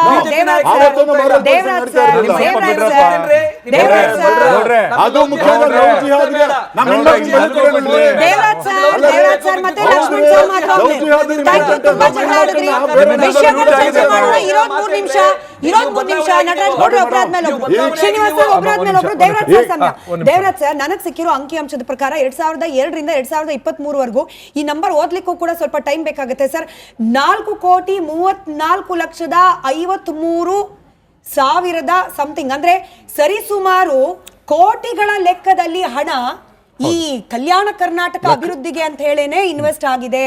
ಈಗಲೂ ಕೂಡ ಪ್ರತಿ ಬಜೆಟ್ ನಲ್ಲೂ 5,000 ಕೋಟಿ ಜಪ ಕೇಳ್ತಾನೆ ಇದ್ದೀವಿ. ನಿಜವಾಗ್ಲೂ ಅಭಿವೃದ್ಧಿ ಅನ್ನೋದಾಗಿದ್ದಿದ್ರೆ ಯಾಕೆ ಹಿಂದುಳಿದ ತಾಲೂಕುಗಳ ಪಟ್ಟಿಯಲ್ಲಿ ಕಲಬುರ್ಗಿ ಮೊದಲ ಸ್ಥಾನದಲ್ಲಿ ನಿಲ್ತಿತ್ತು? ಈ ವಿಷಯದ ಬಗ್ಗೆ ಸದನದಲ್ಲಿ ಸನ್ಮಾನ್ಯ ದತ್ ಅವರು ಬಹಳಷ್ಟು ಸ್ಪಷ್ಟವಾಗಿ ಈ ಹಿಂದೆ ನಮ್ಮ ಪಕ್ಷದ ವತಿಯಿಂದ ಬಹಳ ಸೊಗಸಾಗಿ ಮಾತನಾಡಿದ್ರು. ಅಭಿವೃದ್ಧಿ ಇವತ್ತಿನ ದಿವಸ ಕಲ್ಯಾಣ ಕರ್ನಾಟಕ ಇರ್ಬೋದು, ಉತ್ತರ ಕರ್ನಾಟಕ ಭಾಗ ಇರ್ಬೋದು, ಅಷ್ಟೊಂದು ಮಟ್ಟಿಗೆ ಅನುದಾನವನ್ನು ಕೊಟ್ಟರು ಸಹ ಯಾಕೆ ಅಭಿವೃದ್ಧಿ ಆಯ್ತಿಲ್ಲ ಅನ್ನೋದ್ರ ಬಗ್ಗೆ ಆತ್ಮಾವಲೋಕನವನ್ನು ಮಾಡ್ಕೊಂಡಿದ್ದಾರೆ ಮಾತನಾಡಿದ್ರೆ ಶ್ರೀಯುತ ಲಕ್ಷ್ಮಣ್ ಅವರಿಂದ ನಾನು ಅದನ್ನು ಎಕ್ಸ್ಪೆಕ್ಟ್ ಮಾಡಿದ್ದೆ. ಯಾಕೆಂತಂದ್ರೆ ಲಕ್ಷಾಂತರ ರೂಪಾಯಿ ಇವತ್ತು ಅನುದಾನ ಇವತ್ತು ದಿವಸ ಆ ಕಡೆ ಹೋಗ್ತಿದೆ, ಆದ್ರೂ ಸಹ ಅದು ವ್ಯವಸ್ಥಿತವಾದ ರೀತಿ ಆಗ್ತಿದ್ದಿಲ್ಲ. ಒಂದೇ ಒಂದು ಉದಾಹರಣೆ ನಿಮ್ಗೆ ಕೊಡ್ತೀನಿ. ಶ್ರೀಯುತ MB ಪಾಟೀಲ್ರು ದಿನಾಂಕ 12/11/25 ಒಂದು ಪತ್ರ ಬರೀತಾರೆ. ಯಾರಿಗೆ? ಶ್ರೀಯುತ ಪ್ರಿಯಾಂಕ ಖರ್ಗೆ ಅವರಿಗೆ ಮತ್ತು ಕಲ್ಯಾಣ ಕರ್ನಾಟಕ ಭಾಗದ ಅವರಿಗೆ ವತಿಯಿಂದ ಸನ್ಮಾನ್ಯ ಮುಖ್ಯಮಂತ್ರಿಗಳಿಗೆ ಒಂದು ಪತ್ರ ಬರೀತಾರೆ. ಸ್ವಾಮಿ, ನಮ್ಮ ಭಾಗದಲ್ಲಿ ಇವತ್ತಿನ ದಿವಸ ಶಾಲೆಗಳಿಗೆ ಹೋಗಲಿಕ್ಕೆ, ವಸತಿ ಹಾಸ್ಟೆಲ್ಗಳಿಗೆ ಹೋಗಲಿಕ್ಕೆ ಮಕ್ಕಳುಗಳು ಬಹಳಷ್ಟು ಪರಿತಪಿಸ್ತಾವ್ರೆ. ನಮ್ಮ ಭಾಗಕ್ಕೆ ಕೆಲವು ಬಸ್ಗಳಾರು ಕೊಡಿ ದಯಮಾಡಿ. ಸ್ವಲ್ಪ ಕೇಳ್ತೀನಿ ಗೌಡ್ರೆ, ನಾನು ಹೇಳ್ತೀನಿ, ಕಂಪ್ಲೀಟ್ ಮಾಡ್ತೀನಿ, ಅಲ್ಲಿಗೆ ಬರ್ತಿದ್ದೀನಿ. ನೀವು ಹೇಳಿದ್ರಲ್ಲ 3,900 ಅಲ್ಲ, ಅವ್ರು ಅಷ್ಟು ಕೇಳ್ತಿದ್ದಿಲ್ಲ, ಕೇವಲ 200 ಬಸ್ ಕೊಡಿ ಸಾಕು. ಇಲ್ಲ, ಕಂಪ್ಲೀಟ್ ಮಾಡ್ತೀನಿ ಗೌಡ್ರೆ, ದಯವಿಟ್ಟು ನಾನು ಮಾಡಲೇ ಇಲ್ಲ ಇಂಟರ್ಫರೆನ್ಸ್. ನಾನು ಇಲ್ಲಿದೆ ಕೊಡ್ತೀನಿ. ಅಲ್ಲಲ್ಲ, ಈಗ ಬರ್ದಿರೋ ಪತ್ರ ನಾನು ಹೇಳ್ತಿರ್ತಕ್ಕಂಥದ್ದು ಅಂತಹ ಒಂದು ದಯಾನೀಯ ಸ್ಥಿತಿನಲ್ಲಿ ನೋಡಿ. ಇವತ್ತಿನ ದಿವಸ ಕಲ್ಯಾಣ ಕರ್ನಾಟಕ ಭಾಗ ಇದೆ, ಅದಕ್ಕೆ ಕಾರಣ ಯಾದಂಥವ್ರು ಯಾರು? ಇವತ್ತಿನ ದಿವಸ ಇವರು ಇಷ್ಟೆಲ್ಲ ಹೇಳ್ತಾರಲ್ವಾ, ಸರಿಸುಮಾರು ಇವತ್ತಿನ ದಿವಸ ಶ್ರೀಯುತ ಖರ್ಗೆ ಅವರ ಮನೆತಂದವರು 40 ವರ್ಷ ಆಳ್ವಿಕೆ ಮಾಡಿದ್ದಾರೆ. 10 ವರ್ಷದ ಹಿಂದೆಗಡೆ ಇವತ್ತು 371J ಬಂದಿದೆ. 371J ಬಂದ್ರೂ ಸಹ ಇವತ್ತಿಗೆ ಆಸ್ ಆನ್ ಡೇಟ್ಗೆ 21,381 ಶಿಕ್ಷಕರ ಹುದ್ದೆಗಳು ಇವತ್ತಿನ ದಿವಸ ಅಲ್ಲಿ ಖಾಲಿ ಇವೆ, ತುಂಬಕ್ಕಾಗಿದ್ದಿಲ್ಲ. ಇವತ್ತು ಕೇವಲ ಈ ಅವಧಿಯಲ್ಲಿ 3 ವರ್ಷದಲ್ಲಿ ತುಂಬಲಿಕ್ಕಾಗಿರೋದು 5,400 ಹುದ್ದೆಗಳು ಮಾತ್ರ. ಲಕ್ಷ್ಮಣ್ ಅವರು ಯಾಕೆ ಅದನ್ನು ಬಾಯಿ ಬಿಡಲಿಲ್ಲ ಅಂತ ನನಗೆ ಅರ್ಥವಾಗ್ತಿದ್ದಿಲ್ಲ. ಇವತ್ತಲ್ಲಿರ್ತಕ್ಕಂಥದ್ದು ಸರಿಸುಮಾರು 40,000ಕ್ಕೂ ಅತಿ ಹೆಚ್ಚಿನ ಹುದ್ದೆಗಳನ್ನು ನಾವು ಭರ್ತಿ ಮಾಡಬೇಕಾಗಿದೆ. ಬೇರೆ ಬೇರೆ ಇಲಾಖೆಗಳೆಲ್ಲ ತಗೊಂಡ್ರೆ 40,000ಕ್ಕೂ ಹೆಚ್ಚಿಗೆ ಬರುತ್ತೆ. ಸರ್ಕಾರದಲ್ಲಿ ಯಾವುದೇ ಕಾರಣಕ್ಕೂ ಈ ಒಂದು 3 ವರ್ಷದ ಅವಧಿಯಲ್ಲಿ ಕೇವಲ 5,000 ಚಿಲ್ಲರೆ ಅಷ್ಟೇ. ಶಿಕ್ಷಣ ಕ್ಷೇತ್ರದಲ್ಲಿ ಇಷ್ಟೊಂದಿದೆ. ಯಾದಗಿರಿನಲ್ಲಿ ನಮ್ಮ ಶರಣಗೌಡ ಪಾಟೀಲ್ ಮೊನ್ನೆ ಇದು ಸದನದಲ್ಲಿ ಮಾತನಾಡ್ತಾ ಅಂಗಲಾಚಿ ಬೇಡ್ಕೋತಾರೆ, ದಯವಿಟ್ಟು ನಮ್ಮ ಒಂದು ತಾಲೂಕಿಗೆ, ನನ್ನ ಕ್ಷೇತ್ರಕ್ಕೆ ಒಂದು ಆಸ್ಪತ್ರೆ ಮಂಜೂರು ಮಾಡಿ ಹೆಣ್ಣು ಮಕ್ಕಳುಗಳು ಸಾಯ್ತಿದ್ದಾರೆ ಅಂತ. ಕಲ್ಯಾಣ ಕರ್ನಾಟಕ ಭಾಗದಲ್ಲೇ ಇವತ್ತಿನ ದಿವಸ ಬಾಣಂತಿಯರು ಸತ್ತಿದ್ದು, ಶಿಶುಗಳು ಮರಣ ಆಗಿರತಕ್ಕಂಥದ್ದು ಅತಿ ಹೈಯೆಸ್ಟ್ ಎಲ್ಲಿ ಅಂತಂದರೆ ಕಲ್ಯಾಣ ಕರ್ನಾಟಕ ಭಾಗದಲ್ಲಿ. ಇವತ್ತು ಬಳ್ಳಾರಿನಲ್ಲಿ ಆದಂಥ ಘಟನೆ ದೇಶದ ಯಾವುದೇ ಭಾಗದಲ್ಲಾಗಲಿಲ್ಲ. ಸನ್ಮಾನ್ಯ ಖರ್ಗೆ ಇವರಿಗೆ, ಪ್ರಿಯಾಂಕಾ ಖರ್ಗೆ ಅವ್ರಿಗೆ ಅಟ್ಲೀಸ್ಟ್ ಅದು ಕಣ್ಣು ತೆರೆಸಲ್ವ ಅವರಿಗೆ? ಇಂತಹ ಒಂದು ಘಟನೆಗಳು ಅಮ್ಮ ಬೀದರು ತಗೊಂಡು ನೀವು ಯಾವ್ದಾದ್ರು ತಗೊಳ್ಳಿ, ನೀವು ಯಾದಗಿರಿ ತಗೊಳ್ಳಿ, ಕೊಪ್ಪಳ ತಗೊಳ್ಳಿ, ಎಲ್ಲೂ ತಗೊಂಡ್ರೆ ಯಾವ ಸೂಚ್ಯಂಕದಲ್ಲಿ ಇವತ್ತಿನ ದಿವಸ ಬೇರೆ ಭಾಗ, ಕರ್ನಾಟಕದ ಬೇರೆ ಭಾಗಗಳಿಗೆ ಸ್ಪರ್ಧೆಯನ್ನು ಕೊಡ್ಲಿಕ್ಕೆ ಸಾಧ್ಯತೆ ಇದೆ. 40 ವರ್ಷ ಆಳ್ವಿಕೆ ಕ್ಲೋಸಿಂಗ್ ರಿಮಾರ್ಕ್ ನೀವೇ ಕೊಡಿ ಲಕ್ಷ್ಮಣ್ ಸರ್. ಸರಿಸುಮಾರು 20 ವರ್ಷದಲ್ಲಿ ನನ್ನ ಲೆಕ್ಕ ಕರೆಕ್ಟ್ ಇದ್ರೆ 35,380 ಕೋಟಿ ರೂಪಾಯಿಗಳನ್ನ ಕಲ್ಯಾಣ ಕರ್ನಾಟಕ ಅಭಿವೃದ್ಧಿಗೆ ಅಂತ ಹೇಳೇನೆ ಸರ್ಕಾರ ಮೀಸಲಿಟ್ಟಿರೋದು. ನಿಜವಾಗ್ಲೂ ಆ ಪ್ರಮಾಣದ ಹಣದ ಅಭಿವೃದ್ಧಿ ಆಗಿದೆಯಾ, ಆನ್ ಗ್ರೌಂಡ್ ಕಾಣೋಕ್ ಸಿಗ್ತಾ ಇದೆಯಾ ಅಂತ ವಾಸ್ತವ ಮಾತನಾಡ್ತೀರಿ ಅನ್ನೋ ಭರವಸೆ ಮೇಲೆ ಪ್ರಶ್ನೆ ಕೇಳ್ತಾ ಇದ್ದೀನಿ. ಮೇಡಮ್ ಅವರೇ, ನಾನು ಯಾವ ಪಕ್ಷದ ವಕ್ತಾರಲ್ಲ, ಕಲ್ಯಾಣ ಕರ್ನಾಟಕ ಅಭಿವೃದ್ಧಿ ಪರ ವಕ್ತಾರನಾಗಿ ಮಾತಾಡ್ತಾ ಇದ್ದೀನಿ. 371ನೇ ಜೆ ಕಲಂ ಜಾರಿಗೆ ಬಂದಿದ್ದು 2013. 2013ರಲ್ಲಿ ಖಮರುಲ್ ಇಸ್ಲಾಂ ಅವರು ಕಲ್ಯಾಣ ಕರ್ನಾಟಕ ಪ್ರದೇಶ ಅಭಿವೃದ್ಧಿ ಮಂಡಳಿ ಅಧ್ಯಕ್ಷರಿದ್ದರು. ಫಸ್ಟಿಗೆ 150 ಕೋಟಿಯಿಂದ ಸ್ಟಾರ್ಟ್ ಆಗಿ 300 ಕೋಟಿ, 500 ಕೋಟಿ, ನಂತರ ಏನಾದ್ರೆ 1000 ಕೋಟಿ, 1500 ಕೋಟಿ, ಈ ರೀತಿಯಾಗಿ ಈಗ 5000 ಕೋಟಿ ಮುಟ್ಟ್ಯದ. 5000 ಕೋಟಿಯಲ್ಲಿ ಉದಾಹರಣೆಗಾಗಿ ನಾನು ಹೇಳ್ತೀನಿ, BJP ಯಡಿಯೂರಪ್ಪ ಅವರು ಮುಖ್ಯಮಂತ್ರಿ ಇದ್ದಾಗ 5000 ಕೋಟಿ ಮಂಜೂರು ಮಾಡಿದ್ರೆ ಅದ್ರಾಗ 2600 ಕೋಟಿ ಬ್ಯಾಲೆನ್ಸ್ ಇತ್ತು, ಖರ್ಚು ಮಾಡ್ಕೊಂಡಿಲ್ಲ. ಯಾಕಿದು ಆಗ್ತಾ ಇದೆ ಅಂದ್ರೆ ಒಂದು 5-10 ವರ್ಷದ್ದು ವೈಜ್ಞಾನಿಕ ಕ್ರಿಯಾ ಯೋಜನೆ ರಾಜ್ಯ ಸರ್ಕಾರ ಮಾಡ್ತಾ ಇಲ್ಲ. ನೀರಾವರಿ, ಕೈಗಾರಿಕೆ, ರಸ್ತೆ, ಸಾರಿಗೆ, ಶಿಕ್ಷಣ ಎಲ್ಲಾ ಕ್ಷೇತ್ರದ ಅಭಿವೃದ್ಧಿಗೆ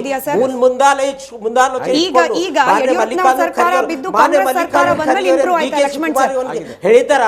ಅದೇ ಪ್ರಕಾರ ನಾ ಹೇಳ್ತಾ ಇದ್ದೀನಿ, ನಮಗ ದೂರದೃಷ್ಟಿ ಕೋಣದು ವೈಜ್ಞಾನಿಕ ಕ್ರಿಯಾ ಯೋಜನೆ ಒಂದ್ ವೇಳೆ ಮಾಡಿದ್ದೀವಂದ್ರ ಅದ್ರ ಪ್ರಕಾರ ನಾವೇನಾರ 5 ವರ್ಷನೋ 10 ವರ್ಷನೋ ನಾವು ಆ ಒಂದು ಅವಧಿಯಲ್ಲಿ ಮೈಸೂರು ಬೆಂಗಳೂರು ಮಟ್ಟಕ್ಕೆ ನಾವು ಅಭಿವೃದ್ಧಿ ಆಗ್ತೀವಿ. ಆ ದೃಷ್ಟಿಯಿಂದ ನಾವು ಇವತ್ತಿನ ದಿವಸ ನಮ್ಮ ಕಲ್ಯಾಣ ಕರ್ನಾಟಕ ಏನದಲ್ಲ ರೈಲ್ವೆ ಡಿವಿಷನ್ ಬೇಕು ಅಂದ್ರೆ ಆಗ್ತಾ ಇಲ್ಲ. 3 ವರ್ಷ ಆಯ್ತು. ಏಮ್ಸ್ ಬೇಕಂತ ನಾವು ಹೋರಾಟ ಮಾಡ್ತಾ ಇದ್ದೀವಿ, ಕೇಂದ್ರ ಸರ್ಕಾರ ಕೊಡ್ತಾ ಇಲ್ಲ.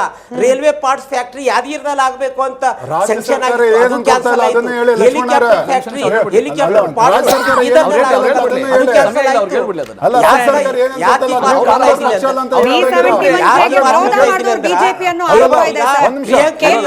ಬಿಜೆಪಿ ಸರ್ಕಾರ 371 ಜೆಗೆನೆ ವಿರೋಧ ಮಾಡ್ಕೊಂಡು ಇದೆ. ಅವ್ರು ಹೇಳ್ತಿದ್ದಾರೆ ಕಡೆ 30 ಸೆಕೆಂಡ್ ಇದೆ. ನಟರಾಜ್ ಗೌಡ್ರೆ ಪ್ರಾದೇಶಿಕ ಇರೋ ವಾಸ್ತವವನ್ನು ಅವ್ರು ಹೇಳಿದ್ರು, ನಿಮ್ಮ ಪಾಯಿಂಟ್ ನೀವು ಹೇಳಿದ್ರಿ. ಯಾವುದೇ ಪಕ್ಷದವರಲ್ಲ, ಯಾವುದೇ ಪಕ್ಷದವರಲ್ಲ. ಪ್ರಾದೇಶಿಕ ಅಸಮತೋಲನೆಯನ್ನ ತೊಡೆದುಹಾಕಬೇಕಾದ ಸರ್ಕಾರದ ಜವಾಬ್ದಾರಿ. ನಟರಾಜ್ ಗೌಡ್ರೆ ಕಲಬುರಗಿನೂ ಸಮಾನ ಅಭಿವೃದ್ಧಿ ಆಗಬೇಕು. ಕಲಬುರಗಿ ಒಂದರಲ್ಲೇ 1,000 ಕೋಟಿ ರೂಪಾಯಿನಲ್ಲಿ ಕಲ್ಯಾಣ ಪಥ ಅಂತ 1150 ಕಿಲೋಮೀಟರ್ ರಸ್ತೆಗಳ ಡಾಂಬರೀಕರಣ ಆಗಿ ಅಭಿವೃದ್ಧಿ ಆಗಿದೆ. ಇದು ಬಿಜೆಪಿ ನಾಯಕರಿಗೆ ಗೊತ್ತಿಲ್ಲ. ಪೆರಿಫೆರಲ್ ರಿಂಗ್ ರಸ್ತೆ ಆಗಿದೆ ಕಲಬುರಗಿ ಸಿಟಿನಲ್ಲಿ, ಗೊತ್ತಿಲ್ಲ ಇವರು ಬಿಜೆಪಿ ಅವರಿಗೆ. 24/7 ಕುಡಿಯೋ ನೀರು ಸಿಗುತ್ತೆ ಕಲಬುರಗಿ ಸಿಟಿನಲ್ಲಿ. 24/7 ಕುಡಿಯೋ ನೀರು ಸಿಗುತ್ತೆ. ಕರ್ನಾಟಕದಲ್ಲಿ ಕಲಬುರಗಿಯಲ್ಲಿ ಜಯದೇವ ಆಸ್ಪತ್ರೆ, ಇಂದಿರಾ ಗಾಂಧಿ ಮಕ್ಕಳ ಆಸ್ಪತ್ರೆ, ಅಲ್ಲ ಜಿಡಿಸಿ ಕೌಶಲ್ಯ ಅಭಿವೃದ್ಧಿ, ವಿಭಾಷಾ ಬೋಧನೆ, ಕಲಬುರಗಿ ವಿಭಾಷಾ ಬೋಧನೆ,